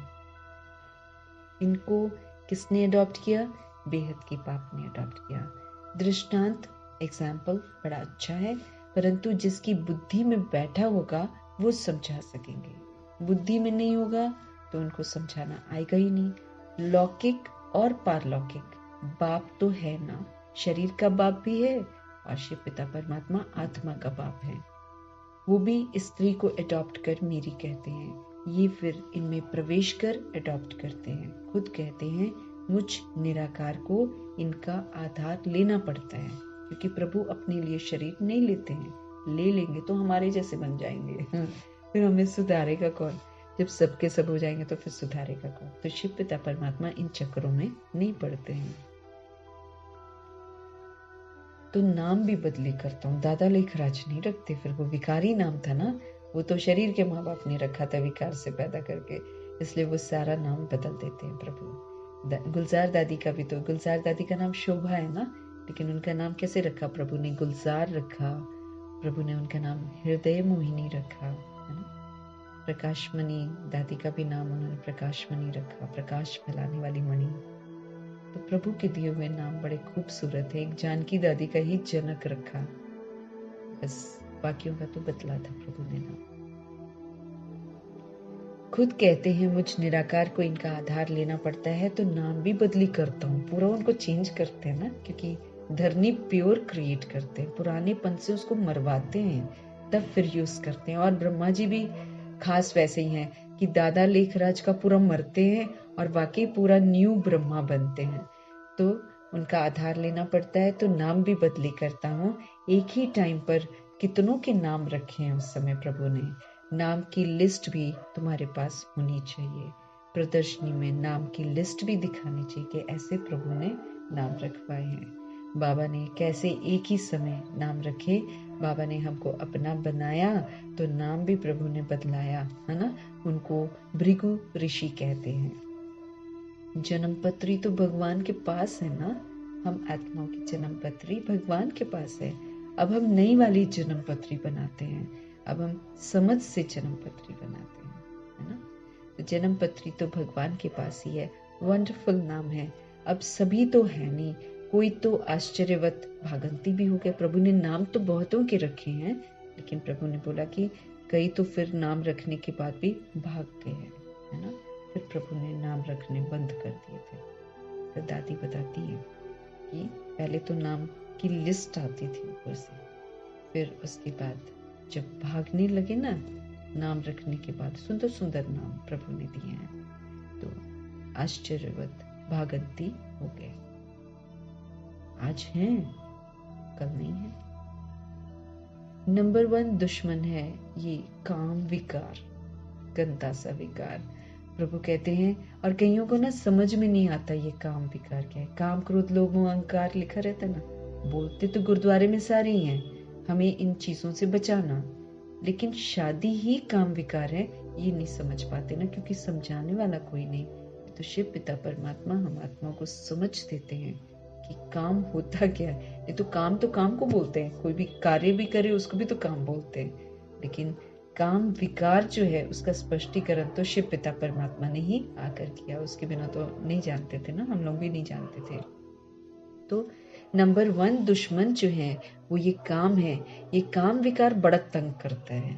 ये तंग करता है, आत्माएं इसके इतने वशीभूत हो जाती हैं कि आत्माएं फिर दूसरी आत्मा को तंग करती हैं और फिर प्रभु के भी अगेंस्ट हो जाती हैं। ये काम विकार आत्माओं को प्रभु के खिलाफ खड़ा कर देता है। लोग सोचने लग जाते, ऐसी कौन सी शक्ति आ गई जो ये कहती है कि इसको बंद करो। इस पर जीत पानी है। ये विकार ऐसा है, इस पर जीत पानी है। प्रभु के संग से हम इस पर जीत प्राप्त कर सकते हैं। गृहस्थ व्यवहार में इकट्ठे रहकर उन पर जीत पानी है। एक साथ रहना भी है, कोई भागना नहीं है। सन्यासियों की तरह हम छोड़कर नहीं जा सकते हैं, लेकिन जब समझ मिलती है कि गृहस्थ कभी आश्रम था, उस समय भी वृद्धि हुआ करती थी, कायदा था, पवित्रता का वहां पर कायदा था, तो समझ मिलती है कि फिर हमने गृहस्थ को अधर्म कैसे बनाया। फिर जो गृहस्थ व्यवहार में अधर्म है, उस अधर्म को छोड़कर फिर से हमको इसको आश्रम बनाना है। आश्रम बनाकर फिर प्रभु के लिए ना हम फिर शो पीसेस बन जाएंगे। फिर हमारा प्रभु जो है वो सबको दिखाएगा कि देखो, घर में रहते हुए भी हम पवित्र रह सकते हैं। तो गृहस्थ व्यवहार में इकट्ठे रहकर उन पर जीत पानी है। ये प्रतिज्ञा करनी है शिव पिता परमात्मा से। अपनी वृत्ति देखनी है, हमारी जो सोच है ना उसको देखना है। कर्मेंद्रियों से अब हमको कोई भी पाप कर्म नहीं करना है, माना देह को नहीं देखना है। देह को देखने से हमसे पाप कर्म होते ही होते हैं। दैहिक दृष्टि से पाप कर्म होते ही हैं। किसी को अगर हम इस नजरिए से भी देख लेना कि ये मेरा बच्चा है, ये मेरा पति है, विकारी दृष्टि है, ये विकारी है। प्रभु ने क्या बोला? मात पिता और सारे बच्चे। शिव पिता परमात्मा माता पिता और सारे हम सब कौन है? बच्चे हैं। तो फिर जो शरीर का बच्चा, उसको कैसे बोल सकते कि ये मेरा बच्चा है? दैट इज विकारी दृष्टि। तो अब कर्मेंद्रियों से हमें विकर्म नहीं करना। मुझे वो आत्मा नजर आनी चाहिए, मुझे वो प्रभु की अमानत के रूप में नजर आनी चाहिए। सोल है वो, रोल को नहीं देखना है। तो अपनी वृत्ति हमको देखनी है कि हमारी सोच, जैसे ब्रह्मा जी का नजरिया सबके प्रति कैसा हो गया था। दैहिक पना बिल्कुल समाप्त कर दिया था उन्होंने, तो हमको भी तो वैसे ही करना है ना। तो ये है प्रतिज्ञा, अपनी वृत्ति को देखना है, अपनी सोच को देखना है। जब मेरी वृत्ति चेंज हो जाएगी ना, तो दूसरी आत्मा की भी वृत्ति चेंज हो जाएगी। यही तो अद्भुत यहाँ पर प्रभु के ज्ञान में यही अद्भुत बात है। हम कितना अपने आप को आत्मा समझते हैं, उतना ही दूसरा भी मुझे आत्मा समझेगी। अगर बीच में मैं अपने आप को देह समझूंगी, दूसरा भी मेरे को देह ही समझेगा, उसको मेरी देह दिखाई देगी। तो अगर पॉइंट ऑफ लाइट बनना है, सुरक्षित होना है, तो फिर मुझे पॉइंट ऑफ लाइट बनकर जीना है। जब मैं उसको जीवन में जीऊंगी, तो कितनी भी मनुष्य आत्माएं घूमती हो, उन्हें मेरी देह पर नजर नहीं जाएगी, वो सोल को ही देखेंगे। और उसका अभ्यास ये है कि हम रोज देखें कि जब हम किसी से बात करते हैं तो भ्रिकुटी में रहती है नजर, क्योंकि प्रभु कहते हैं आपको ये मालूम नहीं होना चाहिए कि अगला कैसा था देखने में, शरीर के रूप में कैसा था। नहीं तो आजकल तो उसी का विवरण सबसे ज्यादा होता है ना। आप किसी के साथ भी खड़े होकर बात करेंगे ना, वो आपको सबसे पहले ऊपर से नीचे देखता है, क्या पहना है, कैसी है, मोटी है, पतली है। ये दृष्टि वृत्ति होगी आत्माओं की। बात कर रहे होंगे मुंह से और पूरा निरीक्षण कर रहे होंगे, क्या पहना है, क्या नहीं पहना है, इसको ये पहनना चाहिए था, इसको वो पहनना। ऐसे देख, कान में देखेंगे कान खाली है, हाथ देखेंगे हाथ खाली है, बोलते हैं वो लोग। तो अपनी वृत्ति को देखना है, उसमें से दैहिक बना जाए ना, वो समाप्त हो जाना चाहिए हमारे अंदर से। हमें देह दिखाई नहीं देनी चाहिए, अपनी वृत्ति देखनी है। कर्मेंद्रियों से अब हमें कोई भी पाप कर्म नहीं करना है।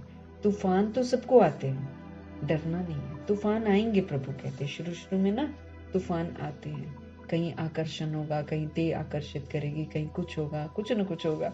लेकिन प्रभु कहते तूफान तो सबको आते हैं, लेकिन डरना थोड़ी है तूफानों से, बस उसके वशीभूत नहीं होना है। बाबा से बहुत बच्चे पूछते हैं कि हम ये बिजनेस करें या नहीं करें। बाबा लिखते हैं, मैं कोई तुम्हारे धंधे आदि को देखने आया हूं क्या? शिव पिता परमात्मा हम क्या कर रहे हैं, क्या नहीं कर रहे हैं, प्रभु वो देखने थोड़ी आए हैं। वो है ना, ज्ञान को अच्छी तरह समझते नहीं है ना, तभी पूछते हैं प्रभु हम ये धंधा करें नहीं करें। फिर पूछेंगे प्रभु हम बच्चे की शादी कर दे, अरे रोज तो समझा रहे पवित्रता का हथियाला बांधो, वो वाला कैंसिल करो, मत करो, रोज बोलते, फिर पूछ रहे हैं तो प्रभु कहते हैं इनका अपना मन है अंदर। ऐसी जो आत्माएं बोलती है ना, हम क्या करें, हमको तो नहीं करनी है, लेकिन वो क्या करें, मना माँ बाप ऐसे बोलते हैं ना। तो प्रभु यही बोलते हैं कि जो आत्मा के अंदर में एक लगन लग जाएगी ना कि मुझे पवित्र रहना है, वो कभी भी इस तरह के प्रश्न नहीं पूछेगी। जिनका अपना अंदर में मन होता है वही पूछते हैं ऐसा। जिन माँ बाप को मन होगा ना कि मुझे अपने बच्चे को पवित्र बनाना है भैया किसी भी हालत में, इसको जैसे ऑलराउंडर दादी है ना, गुलजार दादी की, जो शरीर की माँ है, उनको यही था, वो बाबा के पास जाती थी ना, उनको यही था कि मुझे इस लड़की को पवित्र रखना ही है, इसको कहीं भी किसी के हाथ नहीं आने दूंगी मैं। तभी तो भाग गई ना। उन लोगों का कितना अच्छा एडवेंचरस, कोई ऐसे करेगा फिल्मों में तो झूठ झूठ करते, इन्होंने तो सच में बिल्डिंग से कूदी हैं दोनों के दोनों नीचे और भागी हैं। आधी रात को पुलिस ने भी पीछा किया है।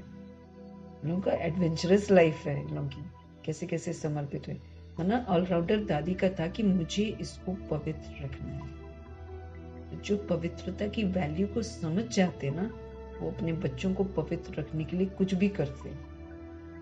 लेकिन जो ये कहते ना हम इनकी शादी करवा दे, उनका अपना ही अंदर मन है, मना भगवान की बातों को अभी तक समझा नहीं है। तो प्रभु बोल रहे हैं कि तुम जो ये मुझसे पूछ रहे हो कि धंधा करूं नहीं करूं, तो क्या बाबा ये धंधे आदि को देखने आया क्या? मैं तो टीचर हूं, मैं तो पढ़ाने के लिए आया हूं, धंधे की बात हमसे क्यों पूछते हो? मैं तो राजयोग सिखाता हूँ। रुद्र यज्ञ भी गाया हुआ है, श्री कृष्ण यज्ञ नहीं है। बाप कहते हैं लक्ष्मी नारायण में ये सृष्टि चक्र का ज्ञान नहीं है। अगर ये मालूम हो जाए कि 16 कला से फिर हम 14 कला बनना है, तो उसी समय ही राजाई का जो नशा है, जो खुशी है, वो उड़ जाए।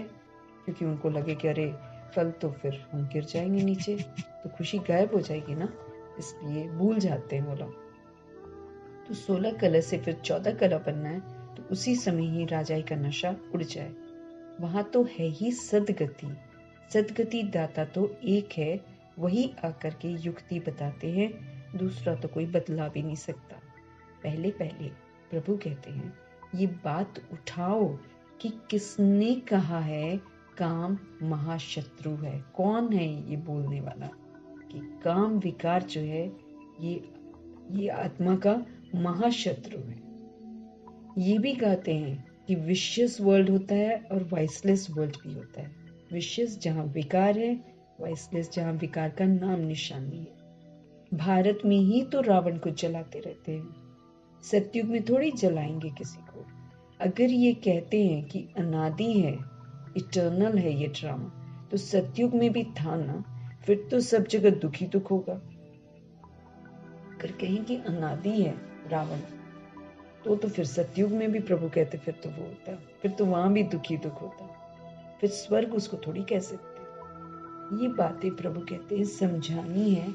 हर एक की रफ्तार जो है, स्पीड जो है अपनी है, पता लग जाता है कौन अच्छी रफ्तार वाला है। संपूर्ण तो कोई नहीं बने हैं, बाकी हाँ सतो रजो तमो तो होते ही है। बुद्धि हर एक की अलग अलग है। जो श्रीमत पर नहीं चलते हैं उनकी बुद्धि तमो प्रधान है।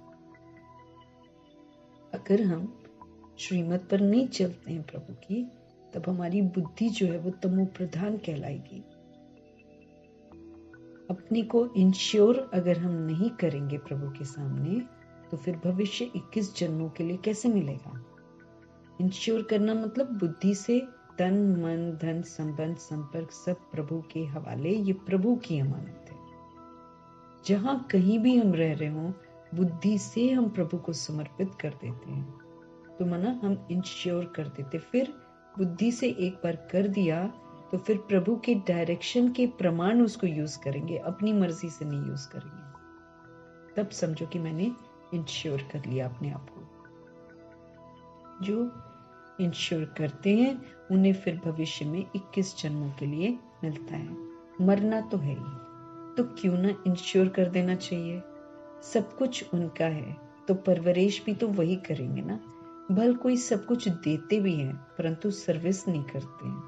जो दिया वो खाते रहते हैं, है ना। मधुबन में समर्पित हो जाती है ना आत्माएं, या फिर सपोज करो सेंटर्स पर समर्पित हो जाते, अगर कुछ लेकर आई हुई है और दे देती हैं और फिर आराम से बैठ जाती हैं कि हम तो भाई समर्पित हो गए, हमने दे दिया जो देना था, और फिर सेवा नहीं करती हैं, तो फिर प्रभु समझ देते हैं कि जो तुमने दिया है वो तो तुम खाते रहते हो, तुम्हारा जमा क्या होगा, क्योंकि सेवा किए बिना तो जमा होगा ही नहीं ना।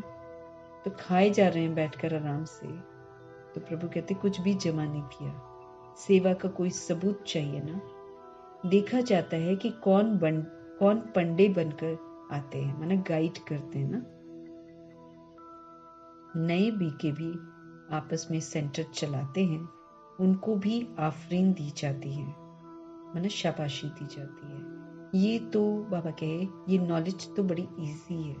वानप्रस्थ अवस्था वालों को जाकर समझाओ, जो वाकई दुनियावी रीति से जो वानप्रस्थ हो गए हैं। ऐसे तो सारे वानप्रस्थी हो गए प्रभु के अनुसार, क्योंकि ड्रामा क्लोज होना है, छोटे बड़े शरीर में सभी वानप्रस्थी हैं। लेकिन यहाँ पर जो वानप्रस्थी का जिक्र कर रहे हैं प्रभु, उन आत्माओं से कर रहे हैं जो वानप्रस्थ अवस्था में चले गए हैं ना।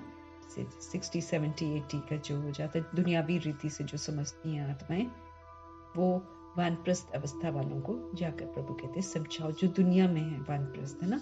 प्रभु के साथ तो नया जन्म तब शुरू होता है जब हम ज्ञान में आते हैं।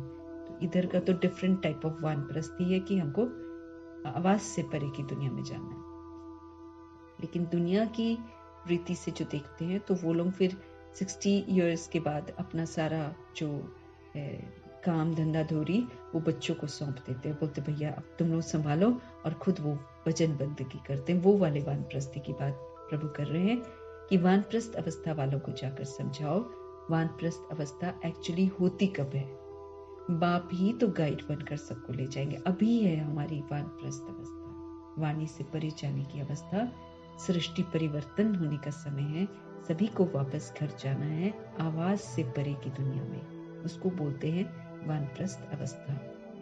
तुम जानते हो बाप जो है वो कालों का काल है। वो कोई दूसरा वाला जो काल होता है वो तो एक दो को लेकर जाता है, लेकिन प्रभु जो है सर्वशक्तिमान, उसको मना उनको ड्रामा ने और प्रकृति ने बोल दिया कि लेकर जाओ अपने बच्चे, बड़े बिगड़ गए आपके, इनको यहाँ से लेकर जाओ, है ना। तो सृष्टि को साफ होना है। अब प्रभु जो है अब गंदा मैला कुचैला थोड़ी लेकर जाते हैं। इसलिए ये 100 साल का संगम युग होता है, जिसमें प्रभु हमको यहीं पर ज्ञान और योग से धुलाई करवाते हैं हमारी। हम ज्ञान और योग का स्नान कर करके फिर हम जब प्योर बन जाते हैं तो कालों का काल प्रभु परमपिता परमात्मा फिर सब करोड़ों की आबादी को वापस घर लेकर जाते हैं। तो कालों का काल है शिव बाबा। हम तो खुशी से बाबा के साथ इकट्ठे जाना चाहते हैं। हम तो जल्दी जल्दी चाहते हैं कि हम सब अच्छे बने और फिर हम एक साथ बाप दादा के साथ घर वापस जाएं।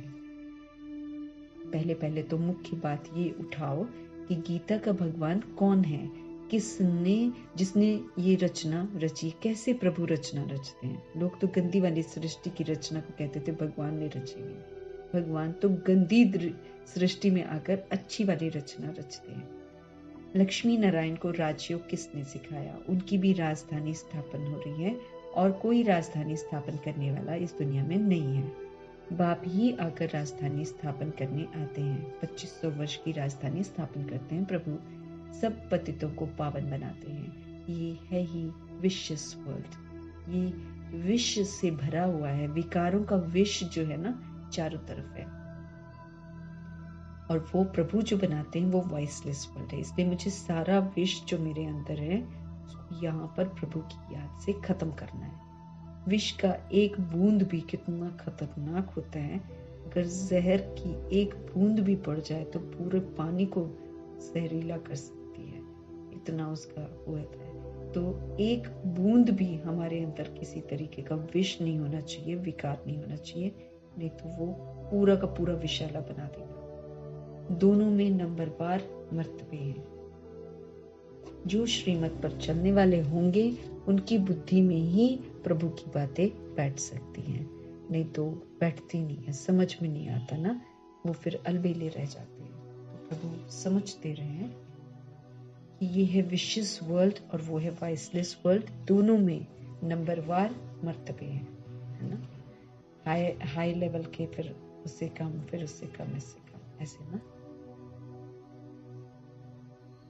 जो श्रीमत पर चलने वाले होंगे प्रभु कहते उनकी बुद्धि में ही प्रभु की बातें जो हैं वो बैठ सकती हैं। अच्छा, मीठे मीठे सिकिलते बच्चों प्रति मात पिता बाप दादा का याद प्यार और गुड मॉर्निंग। रूहानी बाप की रूहानी बच्चों को नमस्ते।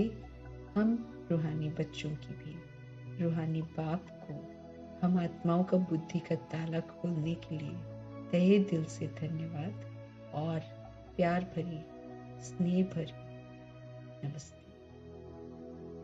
धारणा के लिए मुख्य सार, बुद्धि की लाइन सदा क्लियर रहे अगर हम चाहते हैं, क्योंकि एंड में जिसकी बुद्धि की लाइन क्लियर होगी वही प्रभु के इशारे को कैच कर सकेंगे।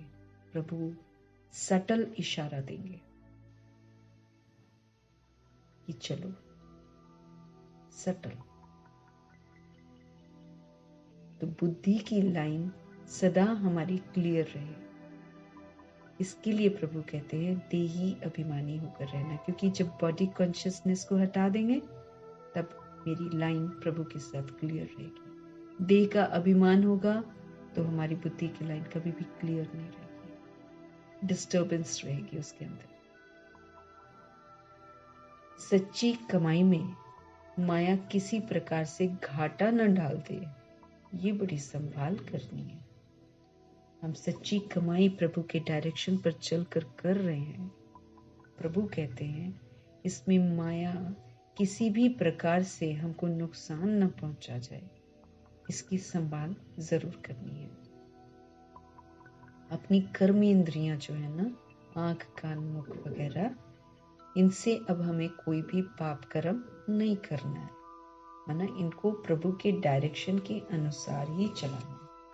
आंखों से किसी की देह को देखना ही नहीं है, भ्रिकुटी में ही देखना है।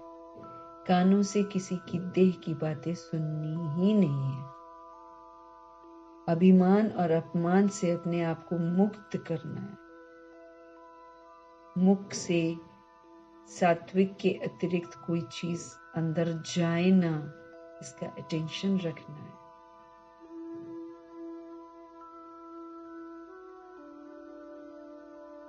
तो बाबा कहे कर्मेंद्रियों से कोई भी विक्रम अब मुझ आत्मा को नहीं करना है। इंश्योर करने के बाद फिर सेवा भी जरूर करनी है। ये नहीं कि हमने कुछ दे दिया और समर्पित हो गए और आराम से बैठ गए, खाए पिए और बस। नहीं नहीं, मीठे बाबा सावधान कर रहे हैं कि भाई सेवा जरूर करनी है। तुमने जो दिया वो तो तुम खा पी रहे हो। इतनी अच्छी न पालना मिलती है प्रभु के घर में, कोई टेंशन नहीं है, कुछ नहीं है, आराम से। और जो सेवा भी होती है कितना आराम से दी हुई, कोई बाबा तंग नहीं करता किसी को भी। कितनी न प्यार भरी पालना है। आप कलयुगी वायुमंडल से कितना दूर हो, कितने साफ सुथरे वायुमंडल में रहते हो, शुद्ध भोजन मिल रहा है, इतनी पालना प्रभु से मिल रही है। तो ये थोड़ी कि फिर सेवा नहीं करनी, सेवा तो फिर जरूर करनी है। नहीं तो जो दिया है वो तो खत्म हो जाएगा, फिर जीरो हो जाएगा। तो फिर एंड में मदद कौन करेगा? कोई भी नहीं, खाली हाथ रह जाएंगे। वरदान, माया को दुश्मन के बजाय पाठ पढ़ाने वाली सहयोगी समझ, एक रस रहने वाले मायाजीत भाव। इसीलिए तो माया को धन्यवाद करते हैं। ये जो माया है ना, इसको दुश्मन नहीं समझना है। ये हमारी कमी कमजोरियां हैं जो पनपती हैं और हम आत्माओं को बताती हैं इनको यूज मत करो। यही तो बताती हैं। अगर हम इसको यूज कर लेते हैं तो ये हमें बताती हैं कि ये देखो, ये कमी कमजोरी तुम्हारे अंदर अभी है, इसको हटाओ। प्रभु समझ दे रहे हैं कि माया से हमको घबराना नहीं है, माया को दुश्मन नहीं समझना है, बल्कि ये समझना है कि ये हमको लेसन सिखा रही है, ये हमें सबक सिखा रही है, ये तो हमारी सहयोगी है, ये हमें सही दिशा दिखा रही है। ऐसा समझकर हमें एक रस रहना है, निरंतर हमें एक रस रहना है ना। Progress progress progress. माया पर जीत। अब माया है तभी तो जीतेंगे ना, अब माया है ही नहीं तो जीतेंगे फिर किस पर? तो माया जीत का टाइटल भी तो माया दिलवाती है। माया सरेंडर हो जाती है उन आत्माओं के प्रति जो श्रीमत पर चलती है, फिर नहीं तंग करती है। तंग तो उन्हीं करती है जो अवज्ञा करती है। माया आती है, प्रभु समझते रहे कि भाई माया आती है, आपको पाठ पढ़ाने के लिए आती है, इसलिए घबराओ मत, पाठ पढ़ लो। कभी सहनशीलता का पाठ तो कभी शांत स्वरूप बनने का पाठ पक्का कराने के लिए ही माया आती है। अशांति का वायुमंडल है, माया रूपी अशांति आ जाती है। क्या पाठ पढ़ा रही है कि तुम शांत रहो, तुम सहनशील बनो। ऑपोजिशन कहीं होता है तभी तो हम देखते हैं कि हम पोजीशन में है कि नहीं। ऑपोजिशन ही ना हो तो पोजीशन में कहां से रहेंगे? तब तो कहां सोचेंगे कि हम पोजीशन में हैं और किसी दिन अकस्मात तूफान आया, सारी पोजीशन से इधर उधर हो गए। लेकिन निरंतर जब वो ऑपोजिशन करती है, हमारी कमी कमजोरियों को हमारे सामने लेकर आती है, तो वो एक्चुअली हमें पोजीशन में स्थित होने का इशारा देती है, शक्तियों को धारण करने का मौका देती है, दैवी गुणों को धारण करने का मौका देती है वो। क्योंकि हम तो माया को यूज करते थे ना, 63 जन्म तो हमने वीकनेस को यूज किया है। अब वो वीकनेस लेकर आती है, लेकिन मुझे ये बोलती है कि इसको मत यूज करो। जो प्रभु श्रीमद कह रहे हैं ना, वो दैवी गुणों को यूज करो। तो ऑपोजिशन में ही मुझे 7 गुणों को यूज करना है, 36 गुणों को यूज करना, तब तो वो गुण मेरे होंगे। अच्छे के साथ हम अच्छे हैं तो प्रभु कहते कौन सी बड़ी बात है। लेकिन बिल्कुल ऑपोजिशन हो, नकारात्मकता हो, उसमें आप दिव्यता को यूज करो, ये कमाल है ना, तब बनेंगे मेरे अच्छे वाले संस्कार। तो प्रभु समझ दे रहे हैं कि माया कभी सहनशीलता का पाठ पढ़ाने आती है तो कभी शांत स्वरूप बनने का पाठ पक्का कराने के लिए आती है। इसलिए माया को अपना दुश्मन मत समझो। ये आती है तब जाकर हमको पता चलता है, ये आती है तब तो जाकर हम माया जीत बनेंगे, तो बनेंगे कैसे। तो इसलिए माया को दुश्मन के बजाय अपना सहयोगी समझो, तो घबराहट में हार नहीं खाएंगे कभी भी। पाठ पक्का करके अंगद के समान अचल बन जाएंगे। कभी भी कमजोर बन माया का आह्वान नहीं करो, मतलब माया को यूज मत करो। कमजोर बनना मतलब माया को यूज कर रहे हो, कमजोरी है ना वो। तो प्रभु कह रहे हैं माया को दुश्मन के बजाय आप ये समझो कि वो आपकी सहयोगी है, आपको सहयोग दे रही है कि आप सतोगुनी और सतयुगी बनो, आप अष्ट शक्तियों से संपन्न बनो, तो मेरा सहयोग दे रही है। तो घबराहट में कभी भी हार नहीं खाएंगे, पाठ पक्का करके अंगद के समान अचल बन जाएंगे। कभी भी कमजोर बन, प्रभु कहते हैं माया का आह्वान मत करो कि आजा आजा तो आजा मैं तेरे को यूज करूँ, है ना। कभी भी माया का आह्वान नहीं करो, तो फिर बाबा कहते हैं जब तुम उसको 3 बार 4 बार 5 बार 10 बार यूज नहीं करोगे ना, विदाई ले लेगी, फिर नहीं तंग करेगी। दादियों को माया थोड़ी तंग करती थी, मम्मा बाबा का तो तंग ही नहीं करती थी, क्योंकि वो इतना कॉन्सेंट्रेट करते थे दिव्यता की तरफ, और सारा दिमाग ही उन्होंने दिव्यता की तरफ लगा रखा था श्रीमद। उनको पता ही नहीं कि माया क्या है, यूज ही नहीं किया, देखा ही नहीं। माया ने विदाई ले ली थी, उनको थोड़ी तंग किया। कभी देखा हमने कहीं भी लिखा हुआ कि मम्मा बाबा ने फाइट किया होगा, युद्ध किया होगा? नहीं, उन्होंने कभी भी माया का आह्वान ही नहीं किया। तो हम जब कमजोरी को यूज करते हैं तो हम माया को बुलाते हैं, तो ये नहीं करना। प्रभु कहते हैं माया जीत बनना है, माया को दुश्मन मत समझो, उससे पाठ पढ़ो, वो पाठ पढ़ाने आती है, वो हमारी बड़ी सहयोगी है। तभी बाबा कई बार बोलते हैं ना वो मेरी बेटी है। मैं तो और बोलता कि जब कोई बोलता है माया से हमें छुड़ाओ, तो बाबा कहते नहीं, मैं तो माया को बोलता हूँ और इसे तंग करो ताकि ये आत्मा जो है सारी अपनी बुराइयों से मुक्त हो जाए। तो एक रस रहना है और हमें माया जीत बनना है। स्लोगन है, हर संकल्प में दृढ़ता की महानता हो तो सफलता तो मिलती रहेगी। दृढ़ता है ना, उस दिन बाबा ने हम रोज क्या पढ़ते हैं कि दृढ़ता का एग्जाम्पल कौन है? प्रजापिता ब्रह्मा। उनकी जीवन की जो ब्रह्मा की शुरुआत है वो दृढ़ता से ही तो हुई है। एकदम दृढ़ता से सब समर्पण, एक धक से नरजीवा बन गए, दृढ़ता से प्रभु समर्पण कर दिया, दृढ़ता से पवित्रता की प्रतिज्ञा की, दृढ़ता से हर चीज उन्होंने दृढ़ता से की, हर बार वो सफल हो गए। सोच लिया मुझे तो दिव्यता को ही यूज करना है, तो वही किया, सफल हो गए। तो हमारे हर संकल्प, हर थॉट में अगर प्रभु कहते हैं डिटर्मिनेशन पावर है, अगर वो दृढ़ता की महानता, ये महानता है, ये हम आत्मा को महान बना देता है दृढ़ता। तो अगर हर संकल्प में दृढ़ता की महानता है तो प्रभु कहते हैं कि फिर सफलता तो आराम से मिले। मैंने दृढ़ है कि भाई मुझे 8 शक्तियों को यूज करना ही है, मुझे 7 गुणों को ही यूज करना है, मुझे 36 गुणों को ही यूज करना है, मुझे श्रीमत पर चलना ही है, मुझे कमी कमजोरियों को यूज नहीं करना है, मुझे स्वदर्शन चक्रधारी बनकर पाठ बजाना है, मुझे त्रिकालदर्शी बनकर ही पाठ। दृढ़ता, इसके अतिरिक्त कुछ नहीं करेंगे। काम क्रोध लोभ मोह अहंकार को दासी बना देना है, सर्वेंट बना देना है, सेवाधारी बना देना है। दृढ़ता से हर संकल्प में अगर हमारी दृढ़ता की महानता होगी कि हाँ बस मैं सपोज कर बाबा के जहान के नूर हो, तो संकल्प कर लिया कि मैं आत्मा जहान का नूर हूँ, तो हम निरंतर कैसे रहेंगे? जागती ज्योत बनकर रहेंगे और सबको जगाएंगे। दृढ़ता अगर हम करेंगे, बन जाएंगे, जहान के नूर बन जाएंगे। प्रभु टाइटल देते हैं, उसको यूज करके वो बनना है तो सफलता मिल जाएगी। प्रभु कहते हैं ऐसे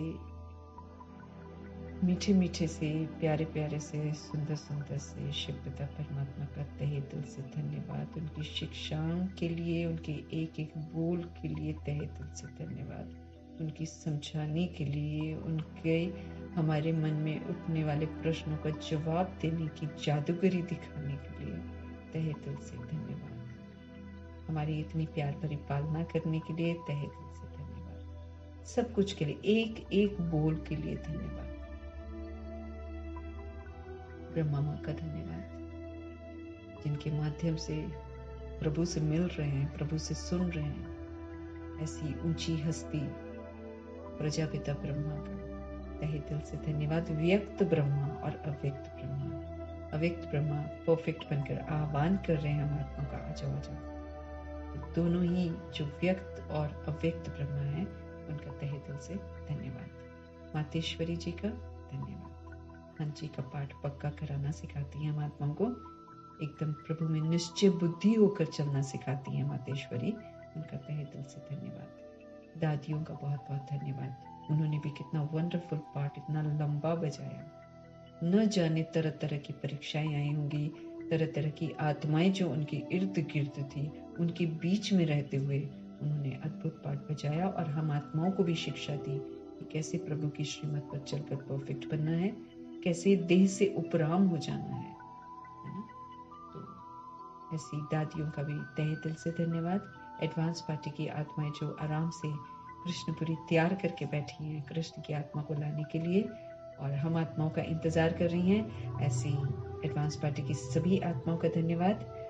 ड्रामा का धन्यवाद, प्रकृति का धन्यवाद, यूनिवर्स का धन्यवाद। पूरे यूनिवर्स को thank you thank you thank you करना चाहिए। और शुभ भावना, शुभकामना अगर हम रखेंगे ना, तो पूरा का पूरा कायनात जो है ना, वो हमारा साथ देगी। मेरे 100 दुश्मन खड़े होंगे, लेकिन अगर मैं आत्मा प्रभु की श्रीमत पर चलकर शुभ भावना, शुभकामना, दुआएं एक एक आत्मा को दूं ना, पूरी की पूरी कायनात मेरे साथ खड़ी हो जाएगी, किसी को कुछ करने ही नहीं देगी। धन्यवाद। लेकिन तब जब हम शुभ सोचते हैं, बैड सोचेंगे तो नहीं साथ देते यूनिवर्स। इसका धन्यवाद। माया का धन्यवाद, ऑफ कोर्स देखो माया का धन्यवाद करना है, क्योंकि वो भी हमारी दोस्त है, मौका देती, जीतो जीतो माया जीत बनो। यमदूत धन्यवाद, वो भी बताते विकारों को यूज नहीं करना, नहीं सारे सलाम करेंगे अगर हम जीत गए तो, एंड में सब सलाम करेंगे, पास विद ऑनर आत्मा को सब सलाम करेंगे। माया भी सरेंडर हो जाती है ना, सलाम करती है। पांचों तत्वों का धन्यवाद, धरती, आकाश, जल, वायु, अग्नि, बड़ा तहजीब से इन तत्वों को अब यूज करना है, रिकॉर्ड रखना है इनका, बहुत बहुत धन्यवाद करना है। माफी तो मांगना ही मांगना है भाई, हमने खराब कर दिया, उसके लिए माफ करो। प्रकृति से माफी, ड्रामा से माफी कि हम तुम्हारे इस सृष्टि पर आए और हमने क्या से क्या कर दिया, बेसमझी में, माफ करो। द्वापर युग और कलयुग की करोड़ों की आबादी, धन्यवाद धन्यवाद। हम सारे एक दूसरे की मदद ही करते हैं, वो मुझे विश्व कल्याणकारी बना रहे हैं। अच्छा सोचना, सबके प्रति अच्छा सोचना।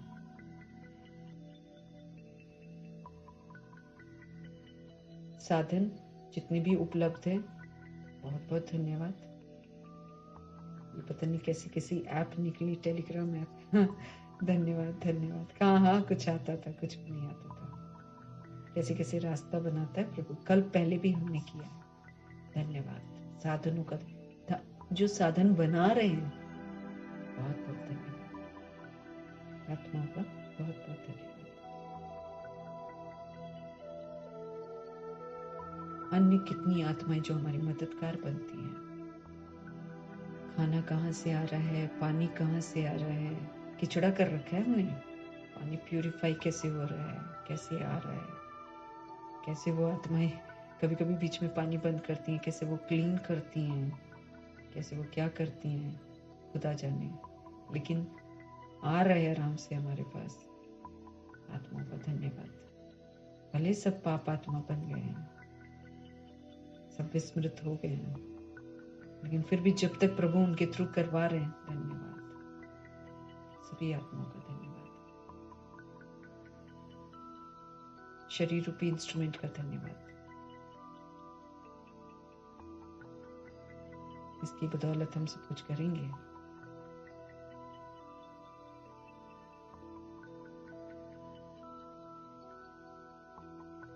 और फिर आप सभी आत्माओं का भी धन्यवाद। ये देखो धन्यवाद है ना, ये भी मुरली तो पहले से ही पढ़ रहे हैं, लेकिन धन्यवाद किस दिन निकलना है समझ में नहीं आया, लेकिन प्रभु ने शुरू करवा दिया।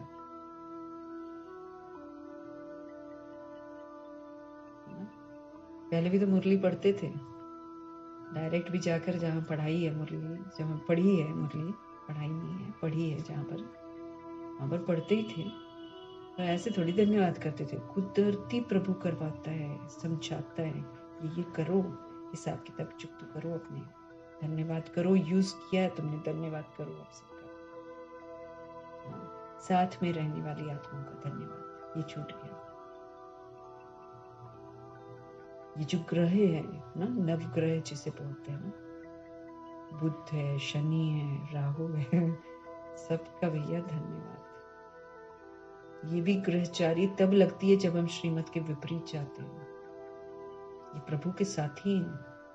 जब हम कहना नहीं मानते हैं तब लगता है मंगल का ग्रह और शनि का ग्रह और न जाने किसके किसके ग्रहचारी लगती है हमारी। जब बृहस्पति की दशा खराब हम करते हैं ना, उनकी श्रीमत की अवज्ञा करके, तब बाकी के सारे ग्रह हमको पकड़ते हैं। तो भाई इनका भी धन्यवाद। ध्यान रखेंगे कि प्रभु की श्रीमत पर चलें ताकि ये ग्रहचारी हमको ना लगे। तो ऐसे सभी का धन्यवाद करते हुए मुरली को संपन्न करते हैं। ओम शांति।